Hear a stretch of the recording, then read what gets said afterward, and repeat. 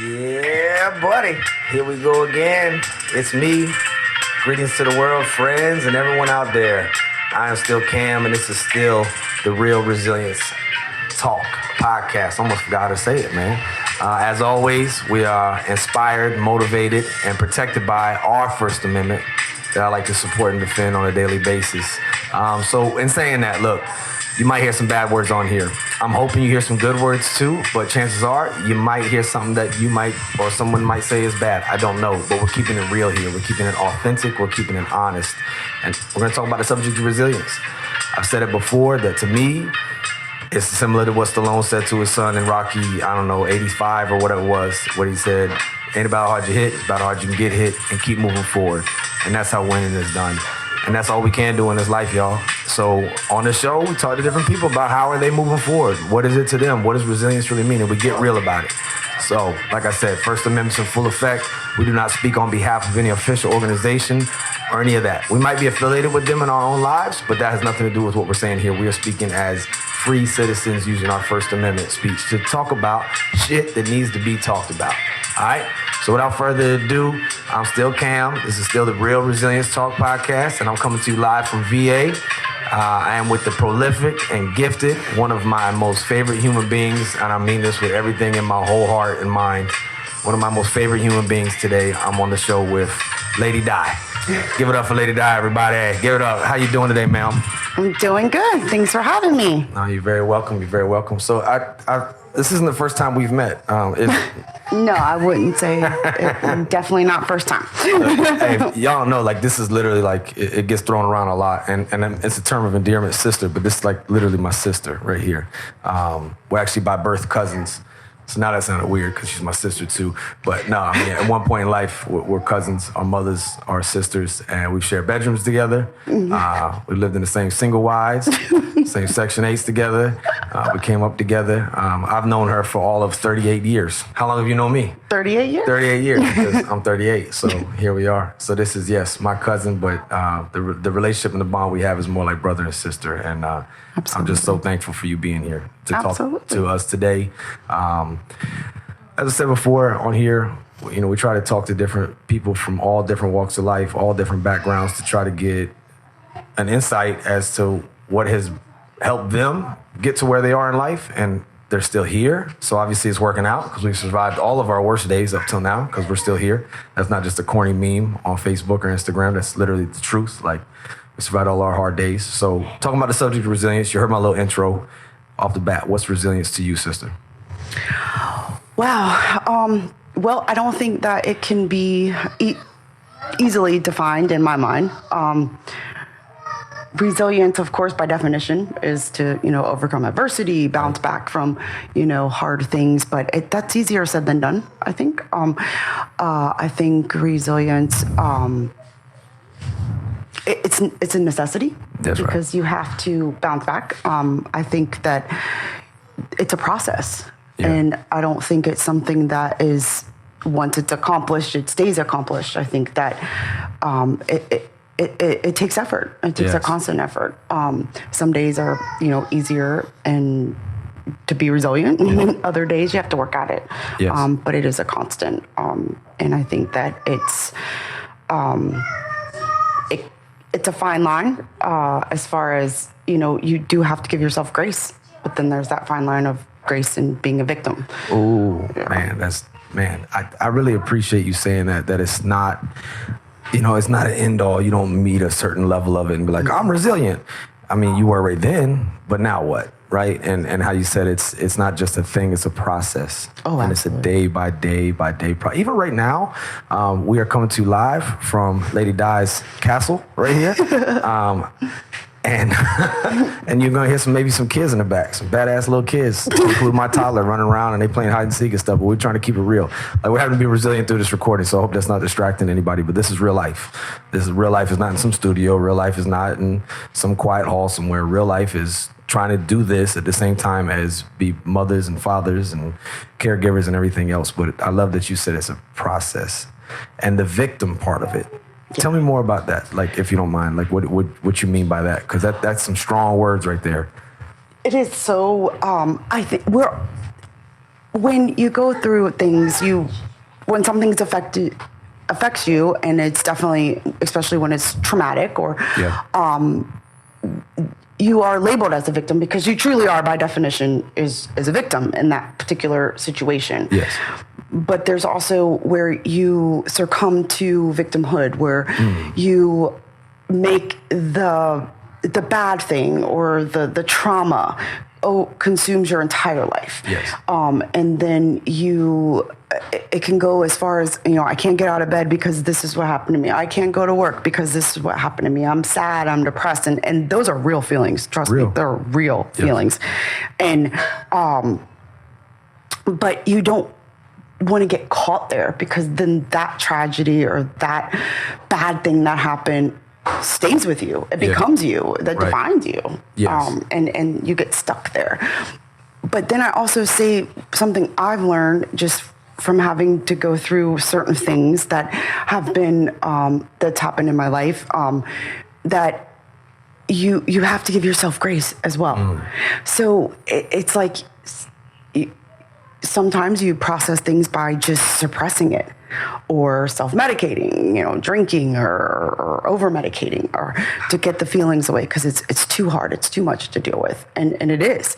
But you have to find that balance of, how do you get through this? How do you, seek help, still process those feelings? Because I'm a big believer, if you don't, they will come back, and it will come up, and they'll sneak up when you least expect it. Y'all hear that, y'all? Y'all hear that out there? And I know I've used the reference many times with the Will Smith story, but if you don't deal with your shit deals with you. Absolutely. So I really appreciate you saying that. I don't mean to cut you off, but it's so important to know that these things that are coming and happening to us, if we don't process them, I only want to use the word properly, but if we don't deal with them in a healthy manner, they're going to deal with us in an unhealthy manner. And there are days to, suck it up and suppress and things like that, but like to avoid seeking help altogether.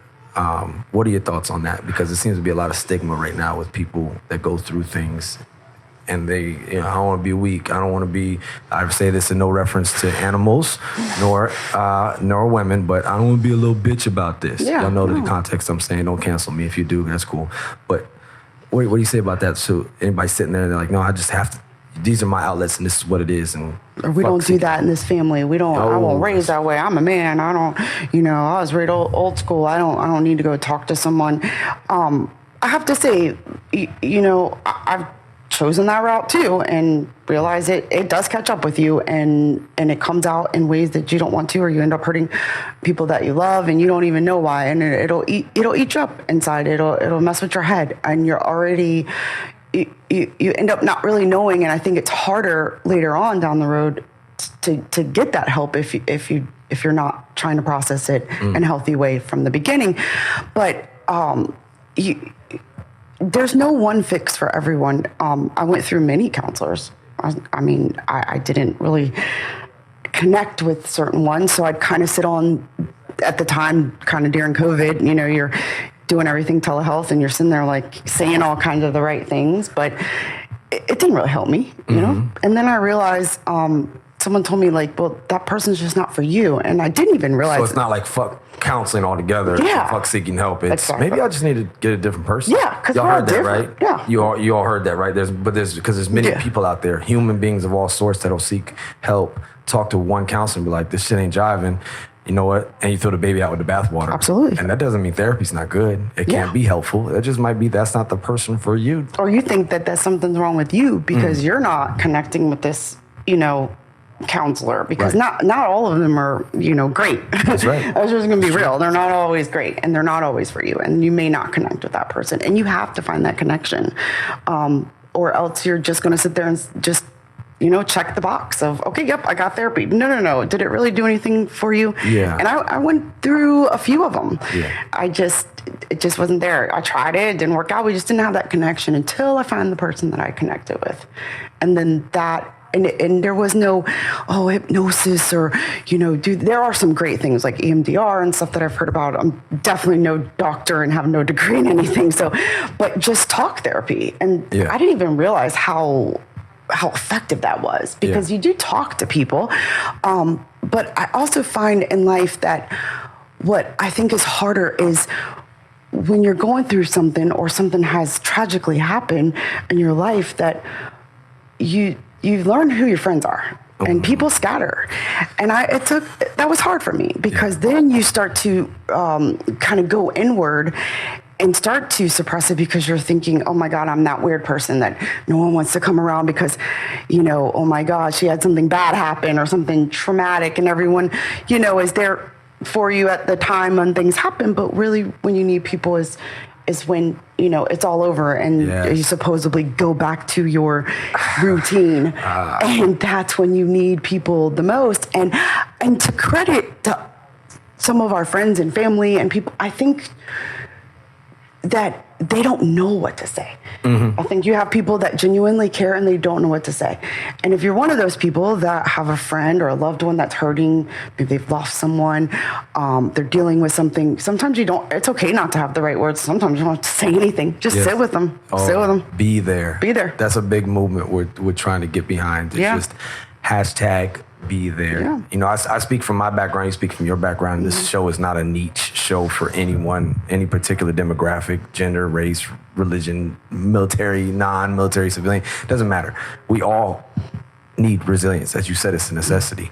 And you're not directly affiliated with the military, right? Or with service. But obviously you have family members who are, and you've been around it, and you live in Virginia, so it's always around you. But so my point in saying that is that this rings true what Di is saying for all, not just for just herself or anybody, but it's like what works best for you might not be what works best for me, and that one counselor that worked for you may not be the one for me.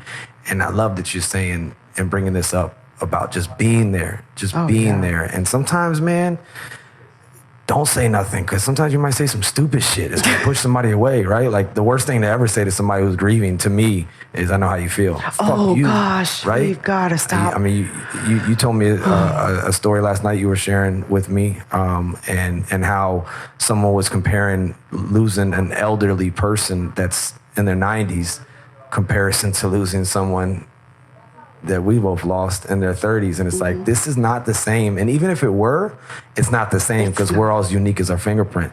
And even if it might be very similar, please remember that the person that you're talking to that's hurting is going through some trauma right now, and they might not be on their best game. Yeah, exactly. So they're very defensive, and just be there as much as possible. But another point that I feel like you struck a chord with, and it's not an if, but when. Will we lose people?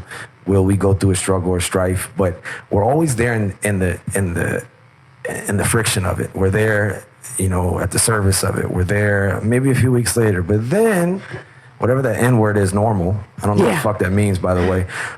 Still trying to figure that shit out, because I ain't never been that word. But when it goes back to the regular flow of life, for everyone else, it doesn't for you, the one hurting. So I think we all just need to keep that in mind, and just keep that in mind. I've echoed this many a times on here. This letter from General Neller, our previous commandant in the Marine Corps, but he said, look, we never get over it, right? Oh. We never get over it. Every individual has a unique story. We are all broken our own way, and we all need help at times. It is critical that we understand that and respect that. Pain, guilt, trauma, disappointment, and life stressors do not go away. Mm-mm. We never get over it. And I love, he puts it in quotations, it, because everyone has a different it. And if you don't, you will. You will. Or you may be like us and have many of its, right?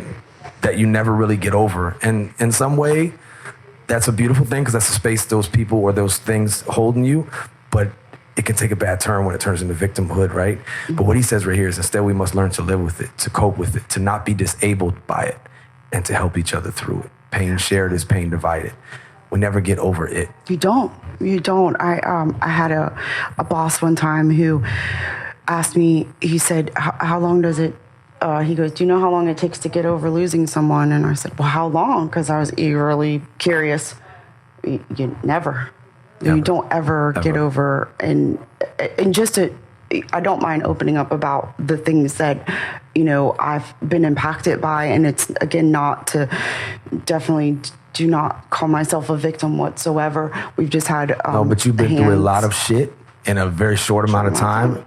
And anybody out there listening right now, she's sitting in front of me, but I tell you face to face when she's not around, this is a survivor. So if she's willing to share, please be willing to listen.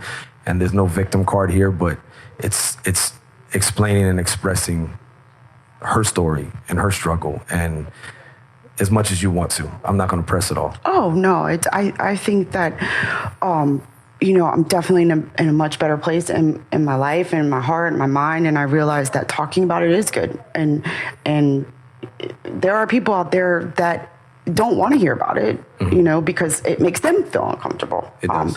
But, I've learned through therapy that, it's okay to talk about things. And if I can help anyone out there that is either going through something or have lost something or grieving, that would mean the world to me to help someone. But in 2017, we were affected by a loss of a best friend, death by suicide. It still rocks my world. In a few days, it'll be 6 days, or 6 years, sorry. In about 6 days, it'll be 6 years that we lost her. And, that in itself rocks your world, and for the people that might be out there struggling with suicidal ideation. Again, I'm not scripted. I didn't write anything down. This so is I'm real, just, y'all. This is off the straight cuff. up talking off the cuff here. Yeah. To include that part right there. Yeah, to include that part right there. Sorry about that. No, it's real. It's real life, y'all. It is definitely real. But, best friend in the whole wide world,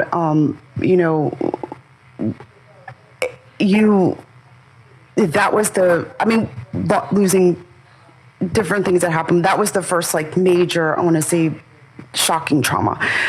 If you're out there struggling, you might think that the world's better off without you. And whatever your struggles are, just know that it's not. It's not. A lot of times, she did leave a note, and I'll always have questions. And there are so many things. You become a mini detective. You blame yourself. You have guilt. And even to this day, I still wish there was something I didn't see something, should have done something different, should have said something, seen the signs. But you leave so much behind. You leave, if you don't love yourself in that moment, love everyone else around you, because they're not better off without you. Yes. And it rips your world apart. It was completely just gut-wrenching, shocking, and the world's not better off without her. And I don't, and you read all these books and you try to, I did go to a different therapy, but it wasn't as effective at that time. But you search for answers, and we're still searching for answers. So if you're struggling, you are loved. There is someone there that loves you. The world is not better without you. It is not. That's not how we're meant to go. And that in itself, like I said, it's tough, and it leaves this gaping hole. And I'll never be the same. Right. With losing her, and but it does get. I don't want to say. People always say time heals all wounds. That's not. In that moment, you need people. If you've lost someone, or someone that's lost someone, but that is when I don't know of another word other than the victims, the loved ones that are left behind. They need support. They need, for sure. Because a lot of times that self-guilt can become a ripple effect, where then they start having those same thoughts because they feel bad that they didn't do something to save this person. And there's a lot. That's a heavy, deep subject all on its own. But so that was kind of that was horrible. And two years after that, my oldest son was in a horrific car accident and lost his girlfriend. And that was extremely difficult. And to see your child hurting, and that's like a pain within itself. And and then 2 years after that, we lost a loved one. My sister was murdered, and she was 38, 3 children, and a trial and all of that. That puts a whole nother trauma, pain, and that's when I just had enough and became so angry. And it's okay. You know, I don't know what your religious backgrounds are out there listening to this, or your faith, but personally, I'm a Christian. I believe in Jesus Christ. I questioned him. Yeah. You know, and I was angry. Like, why? You know, domestic violence situation. I mean, I think we're living in a crazy world. Yes, we are. And just having to, it's so, I could have became angry, and I did for a long time, and you lose perspective. It consumes you. You know, you're angry, you're mad, but I couldn't stay in that shell. But I also think it's important to just going back to grace, is you have to give yourself grace. You can't beat yourself up.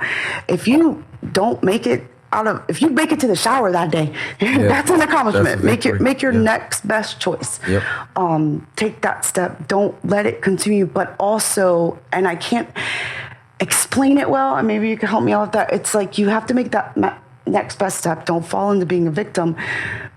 Easier said than done, but you also have to give yourself grace. You have to acknowledge those feelings. You have to feel them. For sure. And you have to let that anger somewhat get out in a healthy way. Right. But it's okay to question things, and it's okay to to seek help and find how to honor them in a beautiful way. Yes. Where it's not self-destructive. No, for sure. I mean, because what we're talking about resilience, and I've mentioned this many times before, but let me just say, we said what resilience is in our opinions, but what resilient isn't. Being resilient doesn't mean that a person won't experience difficulty or distress. People who have suffered major adversity or trauma in their lives commonly experience emotional pain and stress. The fact the road to resilience is likely to involve considerable emotional distress. And that's straight from the APA, American Psychological Association article they put out in February 2020 called Building Resilience. And then the other part you said about avoiding negative outlets, because we're tempted to try to mask it and deal with it.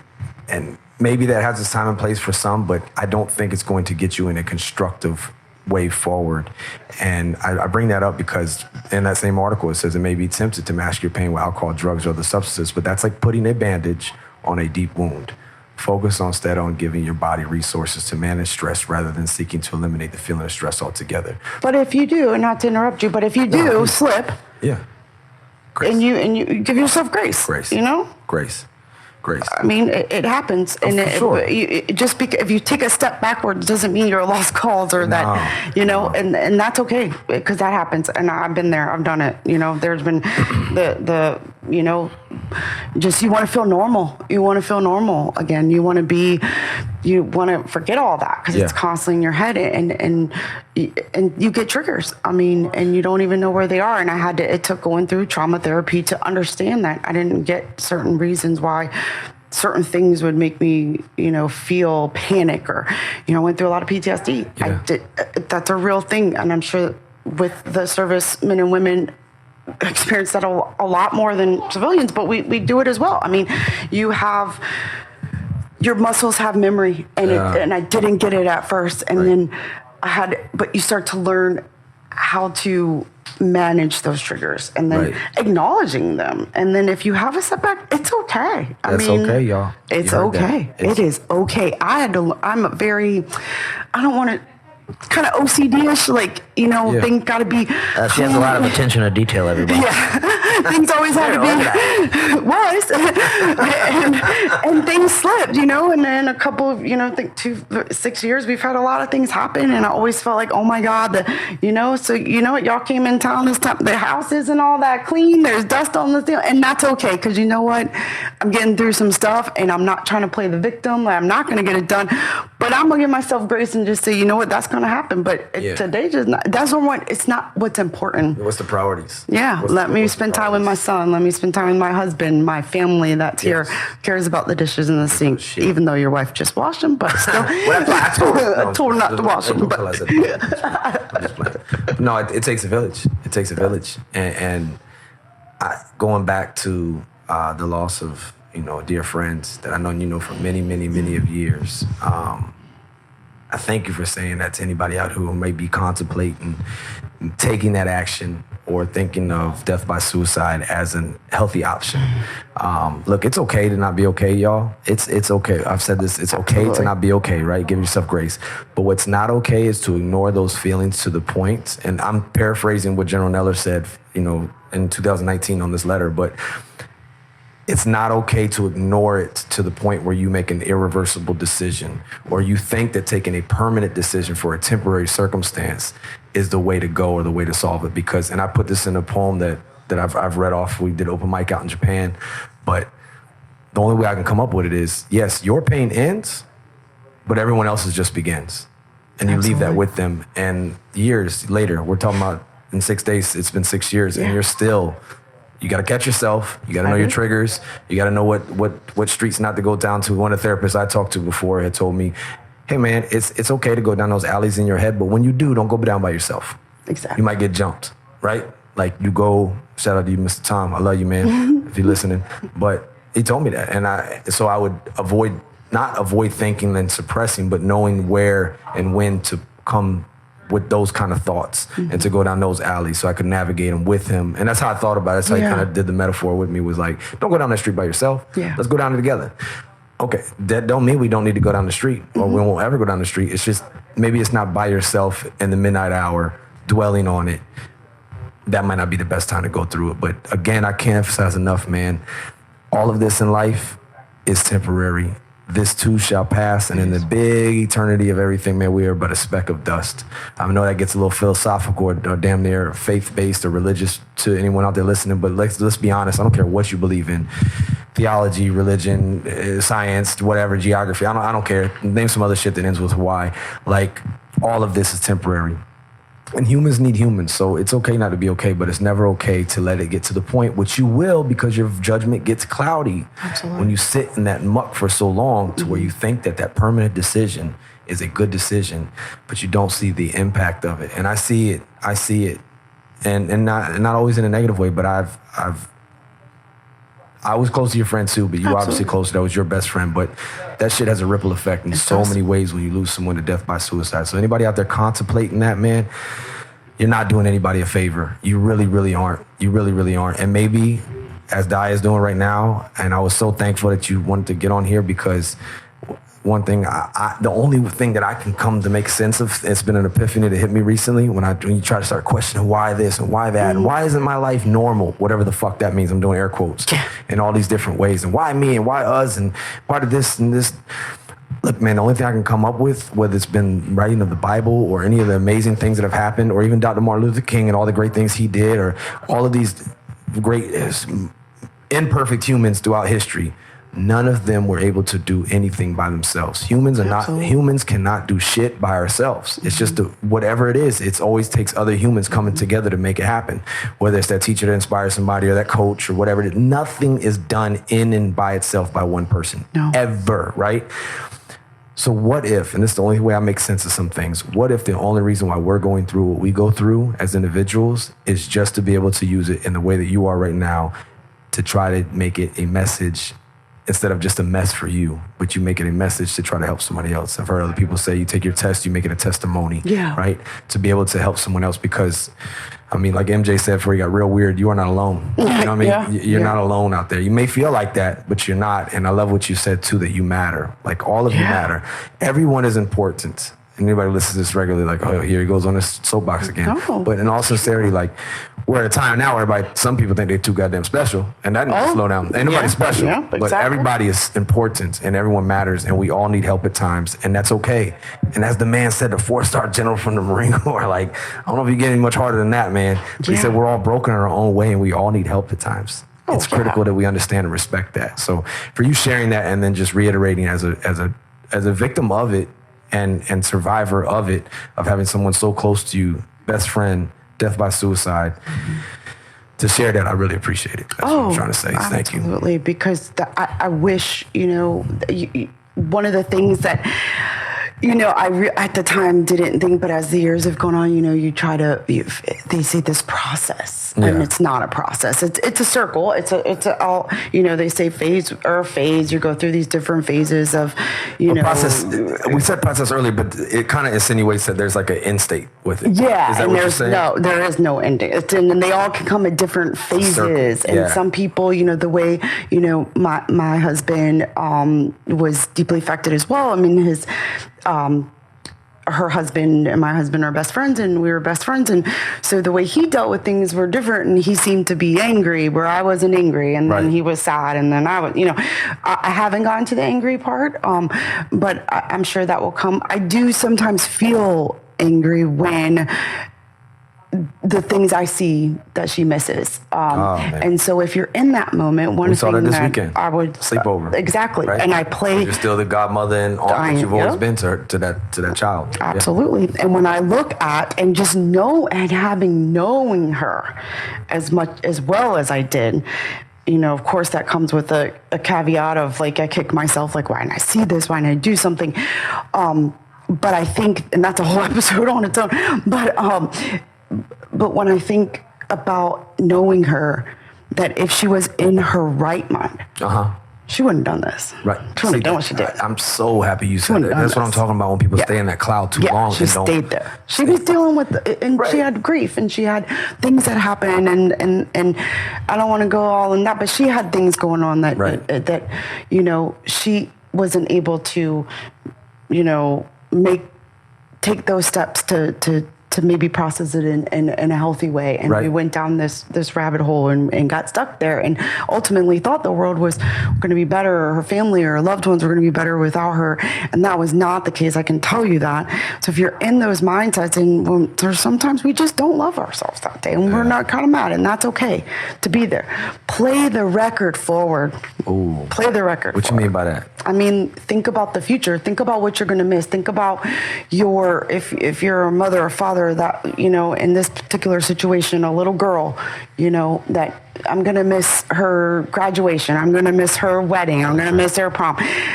Your husband, your wife, the things you're going to miss, your loved ones, even your friends, things you're going to, in the future, all that stuff you're going to miss out on. And they're going to miss out on you. And they're all in there. That candle's going to be lit, and that picture is going to be sitting there of her, and it is at other things, and it's like that. We're always going to honor her, and she's always going to be with us. But like, damn it, she should be here. Like, damn it, she should be with us, dancing on the wedding reception floor, or whatever. At her daughter's, 5th grade graduation, and things that haven't even happened yet. So, play the record forward. Is really life going to be better off without you in this moment? Just make your next best decision. If you can't, if you're that stuck in that rut, pick that phone up and call the close, someone in your person you're closest to. Leave, I wish you had called. Like we could have talked. We could have, and I bet you in a few minutes and the humor we had, and she'd still be with us today. And I don't blame myself. Ultimately, that was her decision, and that takes some time. I don't want people to. I know how it feels to be in that position, to lose someone, and then you feel like it's your fault. It's not. Just if you're in that mindset, just if you can't love yourself that day, just play the record for it. Love the ones around you, and realize how bad you really are gonna for the rest of their lives. And honestly, for generational, right? Because in our family we grew up learning about it all the time. Never knew these individuals, but our grandmother's 2 brothers both killed themselves. Or both died by suicide, death by suicide to themselves. The verbiage does matter. I know y'all know me. I'm First Amendment, but we are, as she said earlier, death by suicide, and the reason. Because we're saying that is because you never want to say successful and the word suicide together. So that's number one. And you never want to say commit suicide, as we've always been taught and nurtured to say, because that seems as though they committed a crime, right? That commit, like you, right? So it's death by suicide. But those 2, Jimmy and Jerry names, both hung themselves. And that the why I'm saying that is not to. It can cause generational trauma, right? For generations to come. Not just, those 2 never knew us, but we definitely know who they were and how Absolutely. they ended up, and then the effects that it had on our entire family. Thinking about how our great-grandmother and then to our grandmother and then just all of the ripple effects of all of those things. And I love that you said make the next best choice. Bring it down simply, like what is the next best choice? Like the metaphor I heard recently was like, you know, you look out into the woods and you can't see the trees, you can't even see the whole path, but it's like, okay, stop. You can't see it's raining, the storm or whatever in front of you. Can you look down and can you see your next step? Take that shit. Take that next step. Okay, if it's a hole, don't go in that hole, right? Yeah. But that next step, and then do that shit again, and then do that shit again, and then it does add up. Like the bricks do add up, but the pebbles make boulders, and so on and so forth. But the good choices add up just as bad as the bad ones do as well. So it's like, think about that in those moments. Break it down real simple. What's my next best choice? And maybe for you that day, it might just be I need to go hygiene. I need to go shower. I need to go.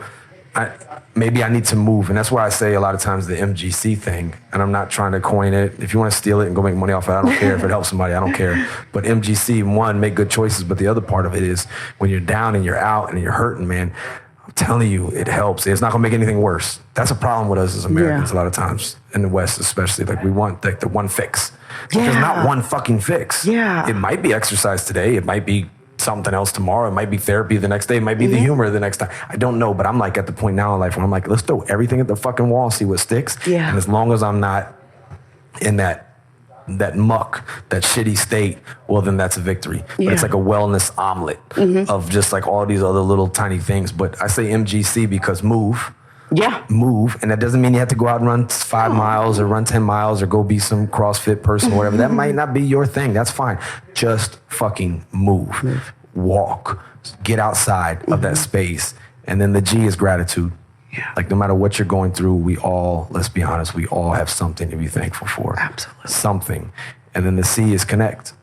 MGC, connect to somebody. What we're doing right now, whether it's that reaching out to that phone call, or if you really don't feel like you got anybody, look, man, we got 988 now. Yeah. We say 411 call information, 911, we know what that is, but 988 is now federally registered in America. And pretty much, I'm sure every country, every nation, because I know we have worldwide listeners on here, you have some version of it, I hope, in your nation, in your state. But in ours, in America, it's 988. And you can call and you can talk to someone right then who's trained to try to be there for you in that moment of duress or distress. And they say, and I learned this last week, that it's so key that you said what you said about her loss, because when they make these decisions, no one's ever at like a mellow state when they look back on the autopsy and they do things like that. It's always like they're ramped up whenever they do it. Obviously, there's a lot going into this, right? Of course, yeah. But they're in a stressed out position already. And my point there is sometimes just make that phone call. Sometimes just go on that walk. Procrastinate. I mean, we are really good at procrastinating. Yeah, well, we can, procrastinate on that. And Procrastinate on that just a little bit longer, because the echo, the fucking ripple effect that you're going to put others through, you don't want that. Oh, absolutely not. You don't want that. You don't want them to have that pain. And I don't think I ever really shared it with you. And I'm not trying to be a celebrity right now, but you never had the pleasure or privilege. You've seen me do comedy, but you never seen me read this. But I'm going to read this real quick. Okay. Because I think somebody needs to hear it out there. I say, be careful what you use to take the edge off. It may just lead to you taking your own fucking head off. So you're in pain and you seek to quench your thirst. Have you thought about how this sip can only lead to worse? Like a night full of broken promises, foolish speech filled with slurs, or worse, to the point of you laying in a hearse, or making your family stress, praying, pulling and begging on a nurse, begging and pleading, wishing and hoping for this second chance to ask, why the fuck were you so broken? And why, oh why, is this the choice that you've chosen? They'll never get that answer. They'll never get that peace. No, they won't, because you've chose to be deceased. You chose to listen to that beast that we all have, that's inside of us, that will never cease. The beast that's weak, but it feels so sickened. The one that takes like a thief and steals all of our will and our dominion. But you chose to exit early. You chose to be another victim. For the weak beast that breeds deceit, the beast wins again. Your pain ends, but the pain of those you left behind, well, my friend, it only begins. Now they're stuck and they're questioning everything, from should they have been more loose or more stricter. All the while, you are now a victim, not a victor. But we could have stopped, paused, thought, and chosen another route. Your life could have went on, And while their pain may have never came about, the pain, the strain, the endless doubt in their faith, their dreams, their hopes, their wishes for certain, all are now foolish and fictitious, overwhelmed with a burden, a life full of hurting. They feel lost, empty. The pain is relentless. Why did you have to be so vicious? This is a pain saga that was contrary to your intentions. For your loved one, your family, your friends, again, your pain ends, but theirs never ends. We all have lost you, and in this game, nobody wins. So please don't do it, whatever the stressor. We can help you solve them. But please don't choose a permanent solution for a temporary problem. Reach out, speak up to those while you still got them. It's a big climb up, but there's no foundation that's stronger than the bottom. Keep moving, keep enduring, make wrong things right. Don't let this be your last night. Shine on, and keep learning. And do y'all remember that quote from Viktor Frankl? What is to give light must endure burning. Listen to your internal right voices. Make this mess your message, and please make good choices. And I said that because anytime I got close to it was usually when I was intoxicated. So that's why I said about the sip and stuff like that. And a lot of people like to cope in those ways, but They do. You know, there's something else there. Like it's temporary. Right? And whatever we're going through, but the pain, and that's why I read that off to emphasize, like, pain on the others, man, it never ends. It doesn't. It doesn't end. So that's why it's so, it is a permanent, so you can't go back and and when you read notes and so many, because you become a mini detective. I read it in a book that someone gave me. And it was true because you start to look for, and everything you look for a clue or why. And so much research that I did, and it's like so many letters say the same thing, like, you're better off without me. The world's better off without me. And it's like, damn it, it's not, because our pain has just now started. Like, I mean, it's, when you leave your family, your loved ones, or it's not doing them any good. You're putting this hole in them that's never going to be filled. Generations. Of course, and knowing that, I think we live in this world, in the society, where we expect instant gratification or instant fixes. So we have instant messaging. We got, you always get I'm sure everyone's experienced, you've told me this before, you get the phone call, hey, did you get my email? And it's still coming over. And it's like, why would you phone call me? Just email me. Do one or the other. Yeah, and I get, people emailing me wanting to answer. Yeah, I know. Yeah, thank you. I'll get to it. Wow, okay, just now. It's still transmitting. It's still in the process. Let me refresh. Or you get... just gave me the ding. Yeah, and we have text messages, and people want an instant response. And we go and self-medicate, or we get... And nothing against, prescriptions. I think medications, and they're, definitely do a lot of good and things. But we, maybe go out and self-medicate, or, whether it be alcohol or, illicit drugs. And because we want this instant. We feel like we have to get everything right now. Like, it's crazy. And it drives me nuts sometimes because, like, we're meant to feel, and you can get stuck in these pain. I know. I mean, going through, this stuff that's happened that we talked about. I've been depressed. I've gone through depression. I still get rightfully depressed, so. And rightfully so. And you feel isolated. You feel like kind of feel like everyone's looking at you, even though they don't know you, and don't know your background. But you oh wow, she's a sister of someone who was murdered and domestic violence, or her friend committed suicide. There's that girl. She always got all these issues. And I've even had someone tell me, not really a friend of mine, but say to me, wow, I don't want to be around you. People always die around you. Wow, and man. That person was joking, but that hurt. And then that just made me want to go back into my little shell.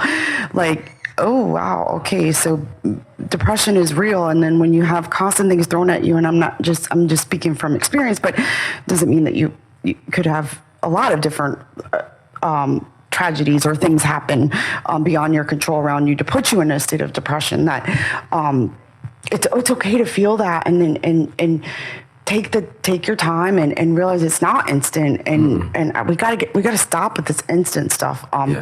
But yeah, take a shower. I mean, there were days where taking a shower was like the only thing I accomplished, or just, you just sit there like dazing out, and that's okay. You got to forgive yourself and move on, and tomorrow's going to be different. That's right.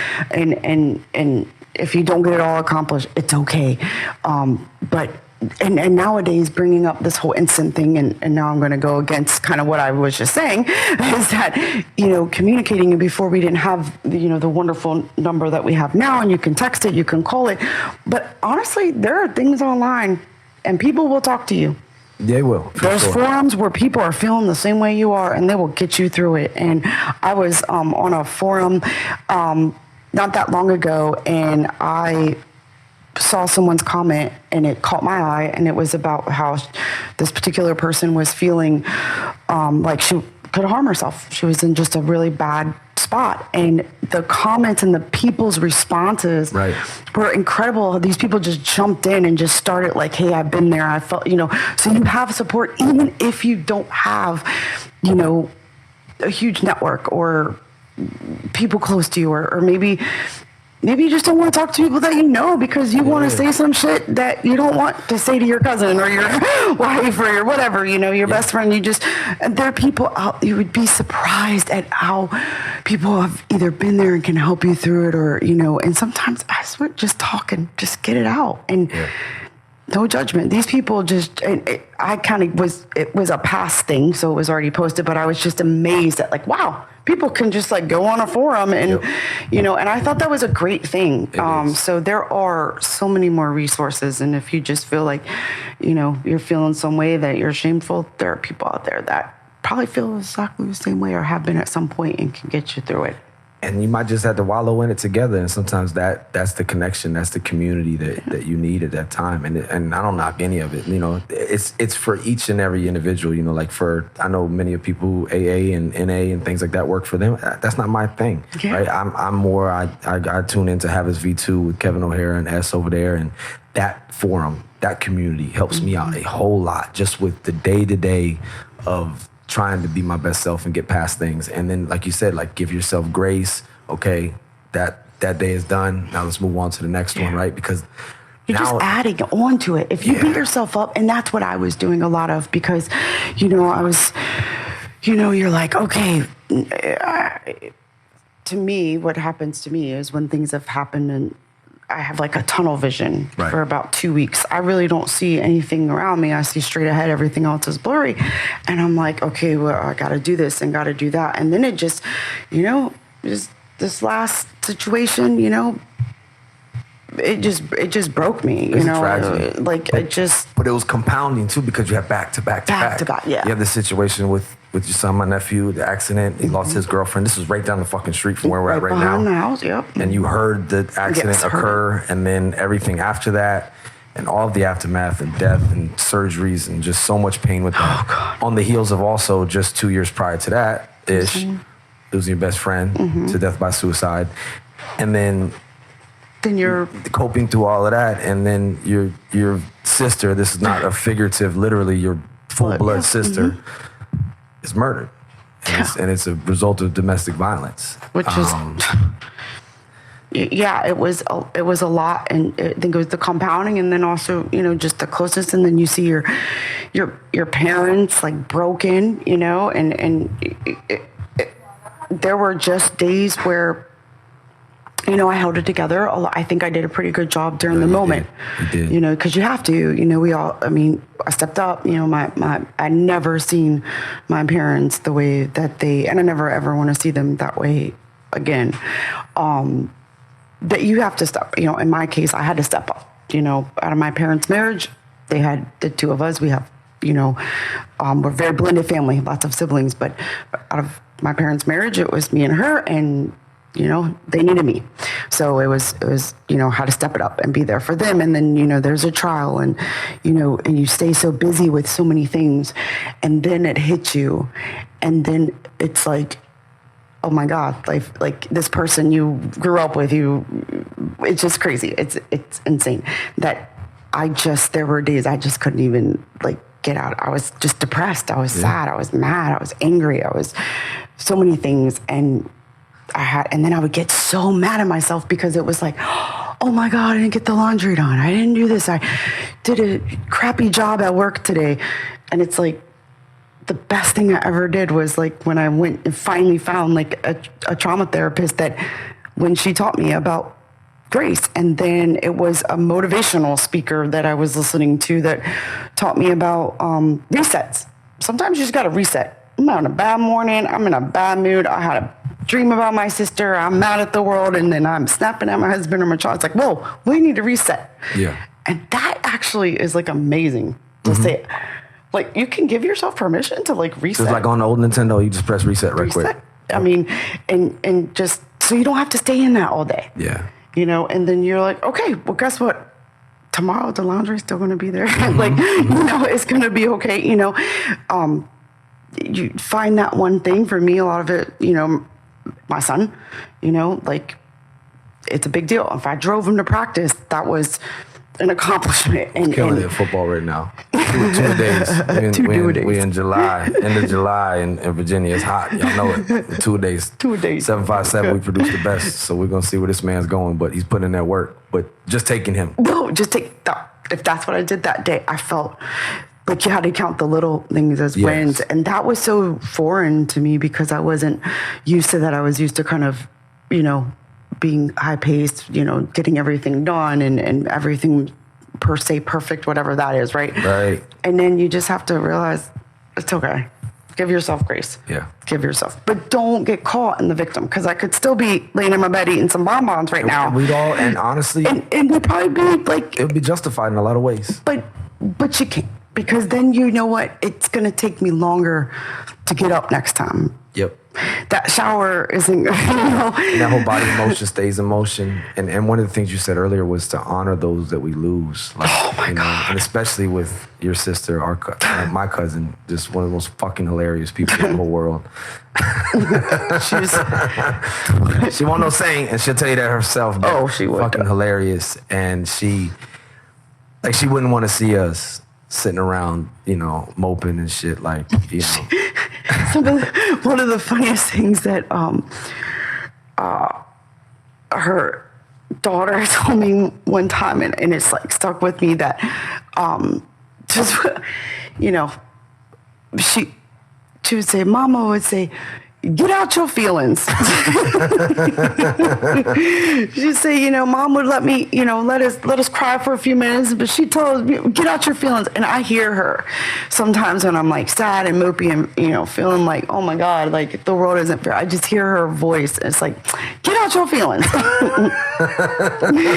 And she would too. Like, and, you know, yeah, it sucks. It does. It does. It sucks. And life is fucking hard. And it's tragedy is hard. And I respect you a whole bunch for just still being who you are, still having that light and still shining. But it's like that God dang, man, how much burning can you take? You're still moving forward with it. And you're willing to do something like this, which is to get on a recording and share your experience and share the things that you've done since going through the trauma to get to today. Oh, yeah, because you tend to feel like, I know for me, I felt, maybe I'm the only one that feels like this, but you start to feel like you're like it's a very lonely place. It's a very lonely, like you get lonely and you think like, is it, you know, I'm the only one, or, you know, like you're, you know, and I think it's because of the world we live in. A lot of people are uncomfortable. They want you to, I can't stand this, like, you'll be all right in time. Time will heal, and you'll be all right. Like, you're going to get through this. They're in a better place. Okay. Man, shut that shit you up. know, it just, I don't want to hear that right now. You know what, right now, not, you know, so some things that, I got this card, and it was from a boss that's moved on, and I have to say, I keep it on my desk because it's like the coolest card. It says, when there are no words. Yeah, that's a good one. Just know that the people that you love and they're thinking of, like, and that was, there are no words sometimes. Words weren't made for times like those. No. Nope. Sometimes it's just, Great friend of ours, the day of my sister's funeral, I'll throw their names out there. I don't care. Jen and Chris, best thing, they brought us breakfast. Yeah. They just show up and they got us breakfast. And there was no like big grand, whatever word I'm looking for, but it was just like, we needed to eat. And that, to me, like, I always remember that, like, just bringing breakfast, like, or someone came by that I work with and just brought me a coffee out of nowhere. Right. Just, hey, you don't even got, you know what? I know you're working, but I just want to bring you this iced coffee. And that just, wow, that is like, the little things. The little things. So people need, because you forget to eat. You forget to, and it's their way because there are no words. But I'm going to, you know what? I'm going to show up. I'm going to bring you some breakfast. Like, they just didn't even ask. Right, and that's word to the wise for everyone out there, because I like to think that there's more good in the world than bad. Yeah. We just have a negative bias towards things, and I think if it was much bad as people claim there is, then there'd be blood in the streets every second of the day, right? So I do think that more people want to help, and there's a lot more good people than bad ones. We just got to keep outnumbering them, everybody. But wherever you're at, there's a mess right there before you, and there's a way to do a little thing for somewhere else. And maybe God, the universe, whatever, placed you in that one position to buy that fucking iced coffee for the person who's grieving right now. That's your purpose for today. You know what I mean? And so if those things come to you to do random acts of kindness like that, don't pass them up, because you do not know the impact that it can have. Oh, yeah. Don't ever underestimate the impact that you can have on others, both positive and negative, right? And Jim Carrey, I got it tatted on my arm right here. The effect you have on others is the most valuable currency there is, right? Yeah. We're not taking any of these belongings with us, material things, accolades, whatever. I think they said Alexander the Great, the world wasn't big enough for him, but a coffin was. Because you just kind of want more. Look, there's so much fulfillment in just being there for other people and making someone else smile. And somebody heard that and they go, you are corny and cliche. Well, it's corny and cliche because it's true. It makes you feel good. It makes you feel better. Like for endorphins, whatever it's called. Like it's real. It really is. And that person, the person that brought me the coffee probably didn't even realize how much. I still remember that.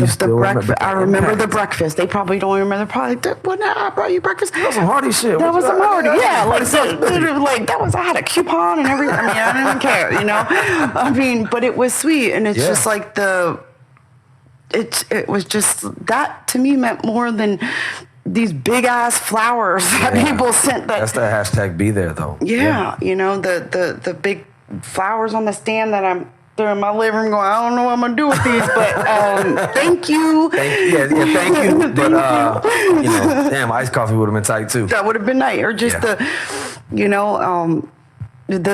deputy at the trial that handed me a tissue. It's those little things, and you don't even have to say a word, and it makes that person that's grieving or hurting inside feel amazing. Like they feel like, okay, I'm not alone, because you will feel alone. And you're not, everyone's hurting. Someone's got to struggle. But you do have to find that, you have to find that balance, though. You can't stay stuck. And that is so easy to do. And for me, I have a husband who's extremely patient, but he has a limit. Right. Where he's going to pull me out of bed, but we're going to go. I don't care what you look like. You don't have to brush it. We're going to go eat dinner. And I'd be mad, but it's to get me out the house. Yeah. And I'm grateful for that. And sometimes I don't realize it in the moment. Right. That's the human part of it, and that's where the cloudy judgment and we get impaired in our thinking. But that's where it takes a village, and he's there to pick you up in those times, and that's what it's about. Yeah. That's some can you stand the rain shit right there, right? It ain't 2000 no more. Right? No. It's 2023, and you don't want a hygiene today, and you don't want to go out in public. And he's gonna be there for you. Like, hey, come on now, we're going to eat, and that's love. No one cares. It's a Mexican restaurant. They're going to eat outside. It's dark. No one gonna care. They don't Nobody care. Cares. It's good. We're gonna go get us some food, and that's what it's gonna be. It's gonna be, and be that friend too. Like, be that loved one. If you see someone hurting, sometimes, you say, "Are you?" You said this in your last podcast, the last episode where you said, asking 3 times and it's weird. The third time it can get weird. But trust your instinct. If you feel like that friend is just been down in dumps a little too much, pull them out. Pull them out. Take them to a quick lunch. Don't gotta go all bringing everybody. Do that or bring them. Go outside and sit in your front yard with a little blanket. Get some sunlight. Yeah, that's overlooked a lot of times. Sometimes too. I gotta open up them. I work from home and I can become a hermit. Gotta get that vitamin D on you. You too. And we're humans, so we seek comfort. So you want to go into your little hole, but that's not where the growth is. Mm-hmm. That's not where the expansion is. That's not where you moving forward is being comfortable. Yeah. Again, give yourself grace. Give yourself grace. It takes a lot of things to make things just a little bit better. But don't seek so much perfection that you avoid good enough things or things that upon other things can add up to a better situation, right? Like I said earlier, I was alluding to, it might take a wellness omelet. Today, it might have been just getting out of bed. Tomorrow, it might be an exercise session. Tomorrow, it might be an exercise session and vitamin D, and you ate something that was good for you, and you had a connection with somebody, and you did a random act of kindness. There's so much shit around us, y'all. Wherever you're at, I don't know why you're where you are, but you're placed there for a reason. Why not do good with the situation that you're in? And as Robin Williams said, and died by suicide. Yeah. Everyone you meet is fighting a battle you know nothing about. So be kind. That doesn't mean coddle or baby or enable or any of that shit. But it also does mean to be kind to individuals. And when you get that instinct where you go, something's fucking off. And that's where it's so imperative that we know each other and we get to know each other, how we tick, how we talk. So that way when you see that they're a little off, you might not catch it in the middle of a Walmart or, the Costco or something, but you know that individual that you work with, that you live next to, whatever, something's off. Hey, man, you all right? Yeah, I'm good. Everything's great. Okay. No, man, for real, like, you all right. And that might not be the time or place to say it, but before the end of the day, as I heard the leader up in Quantico say, like, it's on you to make that determination to go back to that person and to say, hey, for real, earlier, man, something's off. Are you straight? Hey, sometimes that's all somebody needs, right? But I'll tell you this, too, and I shared this last episode. I wanted to fix my statistics that I released. But they said, since 1937, an average of like 30 people a year die by suicide or attempt suicide on the Golden Gate Bridge. Oh, yeah. Jumping off it, right? That's just been whatever. They've tried to put nets out there to catch people and stuff. But one dude, he actually survived, this guy Baldwin. And I shared this because of a reminder, and I had another episode with an individual who survived his attempt. And this is what he said. He said, after he jumped, he lived, right? But he said, I instantly realized that everything in my life that I thought was unfixable was totally fixable, except for the fact that I just jumped. And that was his words. And he did survive. But like, I think to that point, it seems like it's a good idea. And then I just wonder, and to the young man who was brave and courageous and vulnerable enough, as Brene Brown says, I'm gonna read it. It takes courage to be, or it takes vulnerability to be. I'm gonna just read her damn quote. She said, vulnerability is not winning or losing. It's having the courage to show up and be seen when we have no control over the outcome. Vulnerability is not weakness. It's our greatest measure of courage. And I totally agree with that. And the young man who shared his attempt and surviving, he ingested a bunch of pills. This individual, Mr. Baldwin, had jumped off of the Golden Gate Bridge. There are many people on the other end of, we know firsthand, a bullet, a piece of ammunition, or a noose, or whatever the means was, that were not able to have that instant realization. Or they did, but it was too late. It was too late. And I just,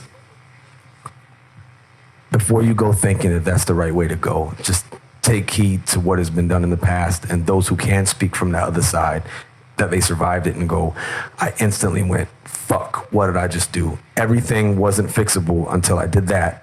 And everything's fixable now, except I just did this. And I just wonder, because they say like the body's alive or the brain's alive longer. You'll never be able to scientifically prove this, but I guarantee there's a few people who are put around, and somewhere there was some consciousness left enough to go, fuck, what did I just, and it just goes black. I don't think it's just a few. I think it's a lot. And when I was trying to be my mini detective and figure out why people do what they do and why they do, there's a lot of stories like that of survivors of attempted suicide that lived, survived, and not all of them have said that they regret it. All of them. All of them. All of them. Y'all heard that? All of them. All of them. There's not one story that I can find, and trust me, I didn't sleep, so I had a lot of nights of don't be looking through my Google searches. But you dig, and there's this book, and I wish I had the name of it. I'll have to share with you that a great friend of mine and colleague asked if she could give for me. When my best friend passed, and I said, he kind of was like, yeah, whatever, another book, great, that's what I need. And honestly, I didn't read it right away. I mailed us some too. And I read your book. A whole bunch of libraries. I do, but I did. No, I know. At different times, at different moments, and there was no one book that fixed, but there were different. I'm so happy you said that. Not one book fixed it all. There were little. Fixed it all. No, you found little. There was, there was this one particular book, and God, it's going to sound crazy. You're referencing, right? The friend that sent you to college. There were things in there I couldn't get to because this was a testimony from a man who lost his father by suicide, but there was some things in there that stuck with me, and then other things I didn't really relate to because it was a different relationship. So a little bit out of that, a little bit out of the book that you sent me. What was it? The change or the choice? The choice. Dr. Edith Eger. Oh my God, Dr. Edith Eger, y'all. There were things in that book that I've kept, and then the Daily Stoic. I mean, I got them all. But go ahead now. Yeah. I got them all. I'm trying to let Oprah some on. No, I know. But at first, you're just like, oh, goodness. But it was actually like the best thing, and it's little things out of it that I took, and some things I didn't, and that's okay too. And there was a lot of online Googling and researching and forums and different things. And there's never been someone that they didn't instantly regret it, and I think that they do. And just knowing, my friend that I know damn well, she wouldn't have done it. Right. If she could take it back, she'd take it back. She was in a dark place. We've all gotten there, and if you're in that dark place, there's nothing wrong with you at all, because we've all. I mean, maybe not all, but I know I have. Yes. So, and more so than not, many people have been in that dark place that you're not stuck there. It's not forever. It's not a permanent sentence, right? It's not. I mean, it's not because I expressed that on here, and why I started doing the suicide prevention officer thing, and then even more, I don't know what you want to say, motivated by or whatever, I don't know, through the loss and the effect of your best friend, the effect it had on people, and then Marines I've lost, and friends, and just myself when I got to the point a few years ago. When I think about it now, and we run around and we see, I don't really care if everybody knows her name, my daughter Gia, who wasn't planned, thanks COVID, but they did not stay 6 feet apart. It reminds me of the lyrics from the Stephen Marley song that it's all right, like the sun rises again, like the sun will rise again. But if I would have done what I attempted or thought and almost did, I can't even imagine being and thinking like that then. Yeah. And now I'm sitting across from you and the impact that it had on you and so many other people. But at that point in time, I was like, this is probably what's best for everybody, right? And stop thinking you know what's best for everybody in those moments, okay? In those moments, that's not, but I say that not to. No, I'm not trying to diminish that. That's funny. True. But it's true. We don't know what is best. Because it's not best for everyone. It wouldn't have been best for your oldest or your son. And it would affect it for generations and generations. And it's not like I'm some messiah or anything like that, but there's other people that I've been able to reach and touch. And those people, that would have never happened. So many other things would have happened in that life right there wouldn't have even happened, right? And so on and so forth. And looking at it now, I don't hate myself, and I don't go, you piece of shit, what the fuck? God, But I do go, what the fuck were you thinking? Yeah. But it wasn't what I was thinking, it was how I was thinking. Yeah, and true. So much of that muck, right? And, you read the survivors' letters, or you can read sometimes these, people that hurt other people in mass ways, read their letters, and it goes, how the fuck were they thinking? But you don't understand that to them, they're thinking that's a good decision. Yeah. And it's hard to try to be reasonable. And when someone they're not insane or anything like that, but they literally are in such a dark place that seems like a good idea, right? Yeah. And a lot of times it is with people like me, where it was like you were successful or you had notoriety in some ways and you had that fall from grace. That happens a lot of times with our service members, where you're like hero to zero situation. That doesn't mean that's the end state. That's not always going to be like that, right? Like you got to keep moving forward. You have to, I mean, Sam Cooke, hey, rest in peace, right? Keep moving on. That song is just, hey, keep moving on. I don't even want to try to sing right now, but you have to just keep moving on. And that's sometimes just putting the next step in front of the next one and the next one. But I also, not shift gears, but I want to also give acknowledgement and honor to your sister, my cousin, the person we lost to. This is domestic violence, people. And I bring this up not at all to blame or anything, but be careful with who you're associating yourself with and giving yourself to in relationships, and knowing, like, look, opening the fridge over and over again is fucking stupid, but we do it, right? And sometimes staying with people that are hurting us over and over again is stupid, but we do it, right? Or the way you think is a normal relationship, or what right looks like, or what you're willing to take or inflict upon yourself may not be good for you, but it's all you know, or that's what normal looks like to you, but that doesn't mean that's what right looks like.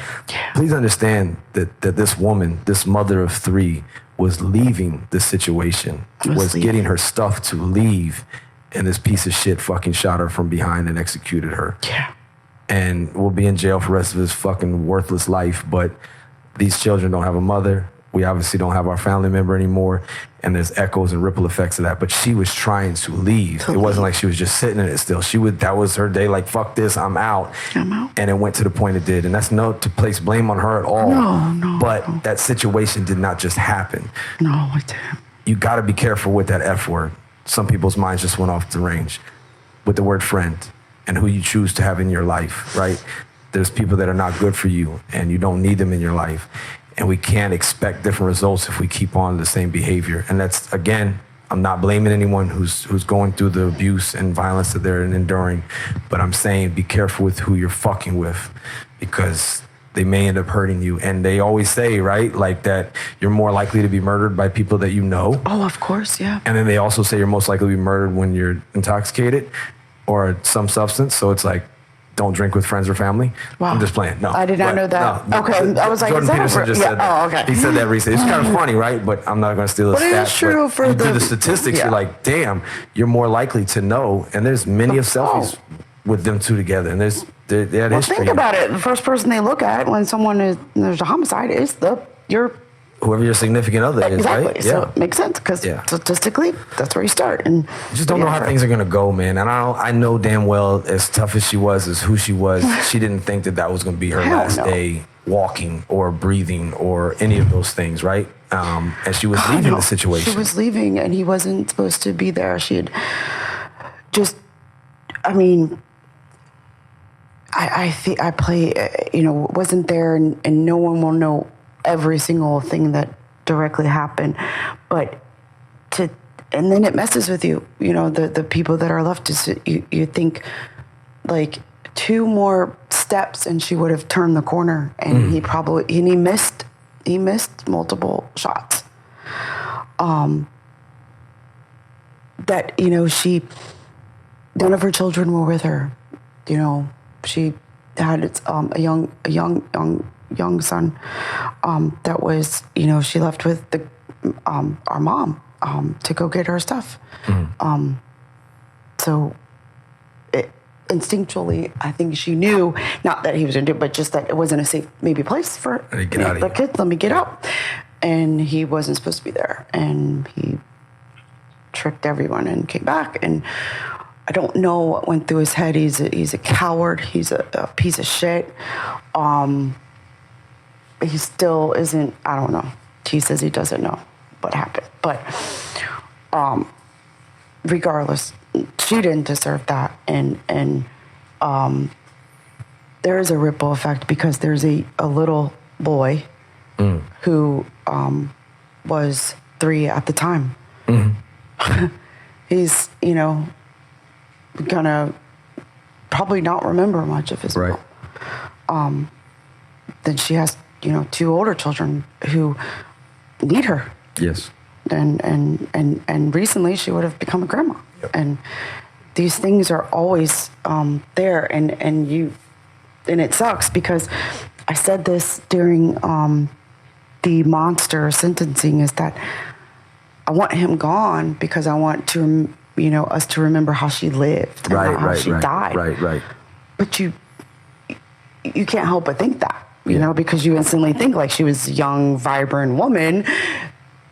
Like, oh, well, you know, her grandchildren, you know, her daughters need her, her son needs her. I mean, regardless of however old they were, you know, you still do need your mama, you know, and it was senseless, you know, for what? His life is ruined. His life's gone. Yeah. And now hers is. And then these poor children, and all of us, you know, I always put them first and, you know, think what they're going through. But we all, I mean, she's my parents. You should never bury a child. Never, ever. No. Ever. I never want to see that hurt on either one of my parents for the rest of my life. And they're never going to be the same. None of us are. I'm not the same. None of us are. And and you always say, like, shit gets real quick. Shit gets real quick. And it is. And those stupid, quick decisions, if you're angry at someone or you feel this rage, I mean, walk away. Like, God, because, I mean, his life's done too. Right. He'll never. I mean, he's, right. You know, he's in jail there is no parole in the state of Virginia anymore. No, not for that. Not for that. Not for first-degree murder. Nope. And so he ruined his own life. Like, that's dumb. Like, when I mean, I don't know. It's sick. It was unnecessary. And trust your instincts, men and women, because well, we just had the case here locally.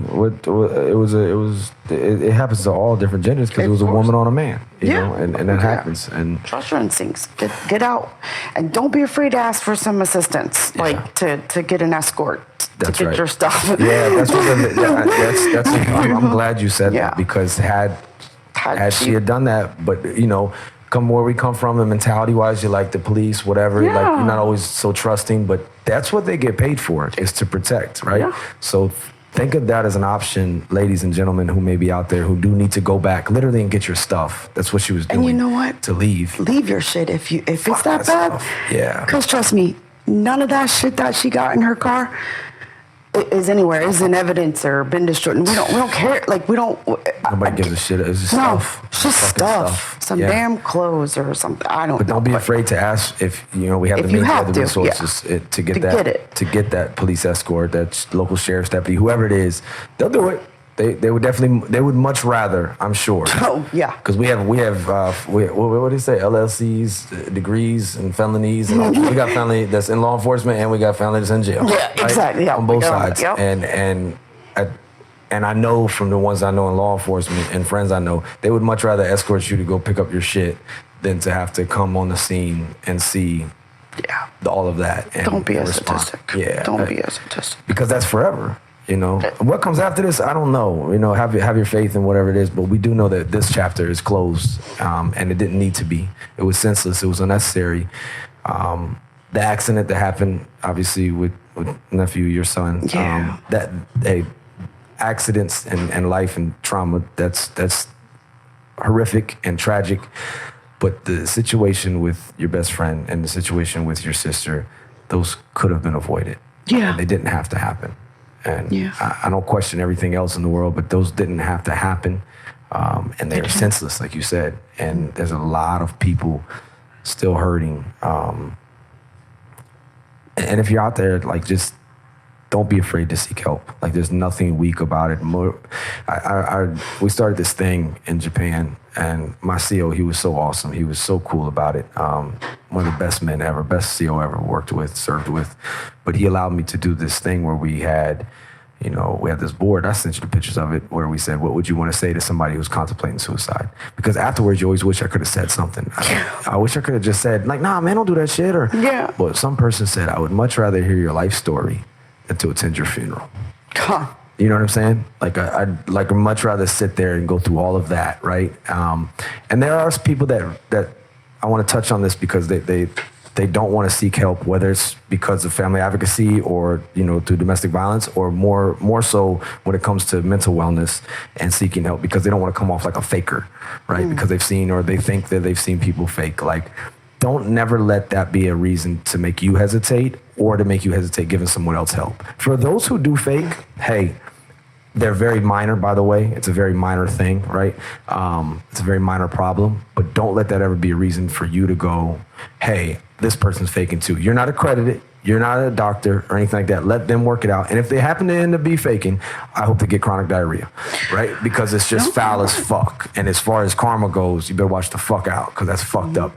But don't let that be a reason for you to be like, I don't want to be perceived as this or perceived as that, or you treat someone else indifferently, because it's not just if we're say we're on a team and we work in a space and stuff, and I'm going from my experience and being in the service. I'm trying to bring that term back. Not say military, but say service, because it's service. You're serving, motherfucker. You're serving, right? But if I treat you like, oh, you being a bitch or whatever, right?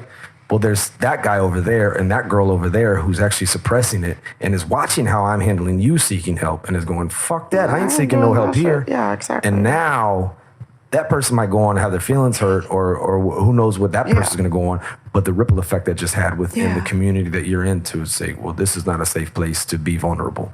This is not a safe place to, and there's a time and a place for everything, ladies and gentlemen. We're not saying that you can walk in the hallway, pass somebody and go, how are you doing? Actually, like, it's probably not going to happen like that. But when you get that sense, like, hold up, something's off, right? There's a time and a place and everything like that. But make a point to be that. Dr. Rudd, I heard him speak last week. I'm looking for the note. Oh my goodness, I can't find it. He's consistent and genuine in your care. Yeah. Be consistent and courageous in caring for others. And you do receive when you do that, right? I know I just went on a little tangent there, but I want to make sure I highlight these things because I've been on the other end where I'm like, man, stop being a bitch, man. Oh my God. You know, and then I used to think, like, if you go to the doctor, if everybody went to the doctor and said what their thing was, we'd all get diagnosed with something and we'd all have something, right? And I had a bad outlook on it, and I suppressed a lot of things and self-medicated for many years and kept getting the same results and stuff like that. But to quote this letter again, we all experience former traumas through our life and careers, and our family members experience trauma too. This can create cracks in the foundation of our mental wellness and disrupt the harmony of our physical, mental, social, and spiritual fitness. We need to spend more time talking directly about our mental wellness, both individually and collectively. It needs to be okay, and know that it's okay not to be okay. Yeah. And we need to get better. But, like, you can't get strong off of one workout. You can't get healthy off of taking one multivitamin. You can't get healthy off of taking one good meal, or you drink your Slim Fast cans in one pack, right? Like, it's not going to happen at one time. It's got to be that consistent, but I think courageous. people think that because of the kind of the on-demand society we live in. Like, and if it's not perfect, then it's not worth it. Yeah, like I can only get this on Amazon Prime because I need it in 2 days, or you know what I mean, like overnight shipping or what. I don't know. It's just like, it just seems like we all fall for it. I do too. Like, and I'm not big on social media. I'm not big on like instant messaging and all that jazz. It's just not me. But it's the world we live in. You know, they want an answer. Hello, hello, hello. My oldest will do that. Hey. Phone answer. Hey, hello. It's like, okay, well, maybe I'm in the shower. Yeah. Like, you don't know what I'm doing at this moment. Like, you know, but I think that's the world we live in, is we expect instant results, but I think we're forgetting we got to do the work. And we got to put it in. We got to do the time. And I mean, honestly, just it's like a law of nature, but we always want to deny it. Whether it's like getting in shape or eating, even food. Yeah. Like, you can get a microwave meal right now, right out of a vending machine. But let's be honest, what's going to be better? Slow cooked and marinated and prepared. It's going to taste better. Maybe not my slow cook, because I can't. But I'll try. But some cereal earlier, yo. Yeah. But, in all seriousness, but I know, like, it's like a law of nature, and we want to deny it sometimes. And it's like, well, is this? I remember thinking like this, like people would, like, I had like multiple skeletal issues and physical stuff, and be like, do yoga and do them. I'm like, fuck yoga. You know what I mean? Yeah. Like, it's not gonna fix everything. It ain't fucking worth fucking with. You don't know how much little that might be able to do, and that little bit that day might be the thing that carries you to the next day. And as long as you're still the fuck around, that's what matters. Oh my God. And those bricks by bricks, they all add up. And I say this because, especially with medication, I was always against it, and I had that outlook of whatever. And I've said this a few times on the show, but I know not everybody has the time or space to listen to me bump my gums on every episode, right? But in looking and getting medication, I tried a few times before, and I was like, nah. And the guy had told me, that Dr. Tom, he had said, hey man, let's think about it like this. Like, for us here at Virginia Beach, they have the Mount Trashmore. We run up Mount Trashmore every week together. You always win, but when you run up, you have a pack on your back with rocks in it, right? Think about that effect if you wear a pack on your back, like a backpack full of rocks. Over time, it's going to injure your body over time. You might be able to handle it when you're younger, right? You're younger, whatever. Yeah. But over time, to your joints, to your knees, and just your back, you might still win and beat everybody up that hill. But man, how much better would life be? How much easier would that journey up that hill be if you just didn't have that pack? And I was like, fuck you mean? You'll still win. I'm like, damn right? You go right. But how much better now the quality of your journey up that hill? The hill ain't going nowhere. The days of life are still there. But maybe we'll just take this pack off. It's not going to fix everything. You still got to get your ass up that hill. Yeah. However, do you need to do it in such a manner that you were doing it all these times before? And then the effects that has because I think about many of great people in our family that we're related to and we share DNA with. I think they're good people. But I also think when I look back, not judging, but when I look back and assessing and going, man, God, if somebody could have if this person would have got help in the 80s for the thing, whatever their thing is that is so obvious, whatever it was. Yeah. I'm looking at all these little bricks and all these little days of their lives, and now they're in their 50s, 60s, 70s, whatever it is. Yeah.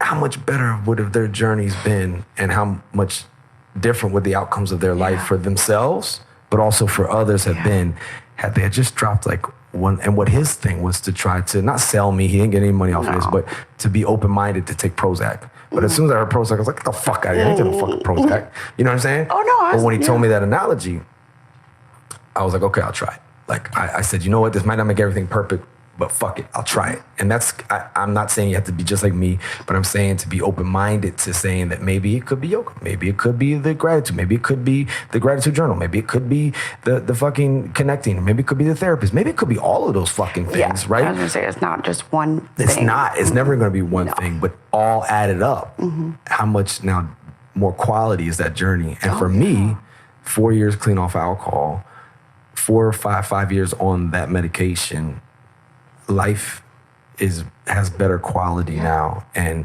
now I'm in a position where I'm like, maybe I want to take this mess and try to help somebody else out. But that would have never fucking happened if I didn't listen to this man. And if I'd have kept doing what I was doing, I was, to my man Kevin O'Hare's point, I wasn't being the best possible version of myself. And I say this not to brag, but I say it to convey and express my own experience with it. And I was on the side where I was like, oh, man, everybody get medication for something. The pharmaceutical company just wanted to make more money, and the motherfucking doctors are in cahoots with it too. And maybe to some degree that may be true. No, there's some truth in that. There was a positive effect that it had on me. Yeah. And I remember when my prescription had ran out, I ain't getting that shit again. And wife was like, no, you should probably get a refill. Yeah, you should probably get a refill, you know. And I had been through a few other types of medications, and I had been through some other kind of talk therapy and checking the box shit where I was like, fuck this shit, right? Yeah. I remember standing in the middle of a medical facility. I won't name it because I don't want us to talk bad about the medical facility. But I remember looking at a fucking doctor in the face and going, y'all wonder the fuck why.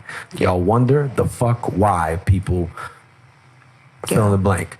And I didn't do anything that particular day, but I remember feeling so angry because I felt like I was just getting treated like checking the box. And I was like, these motherfuckers don't care. Yeah.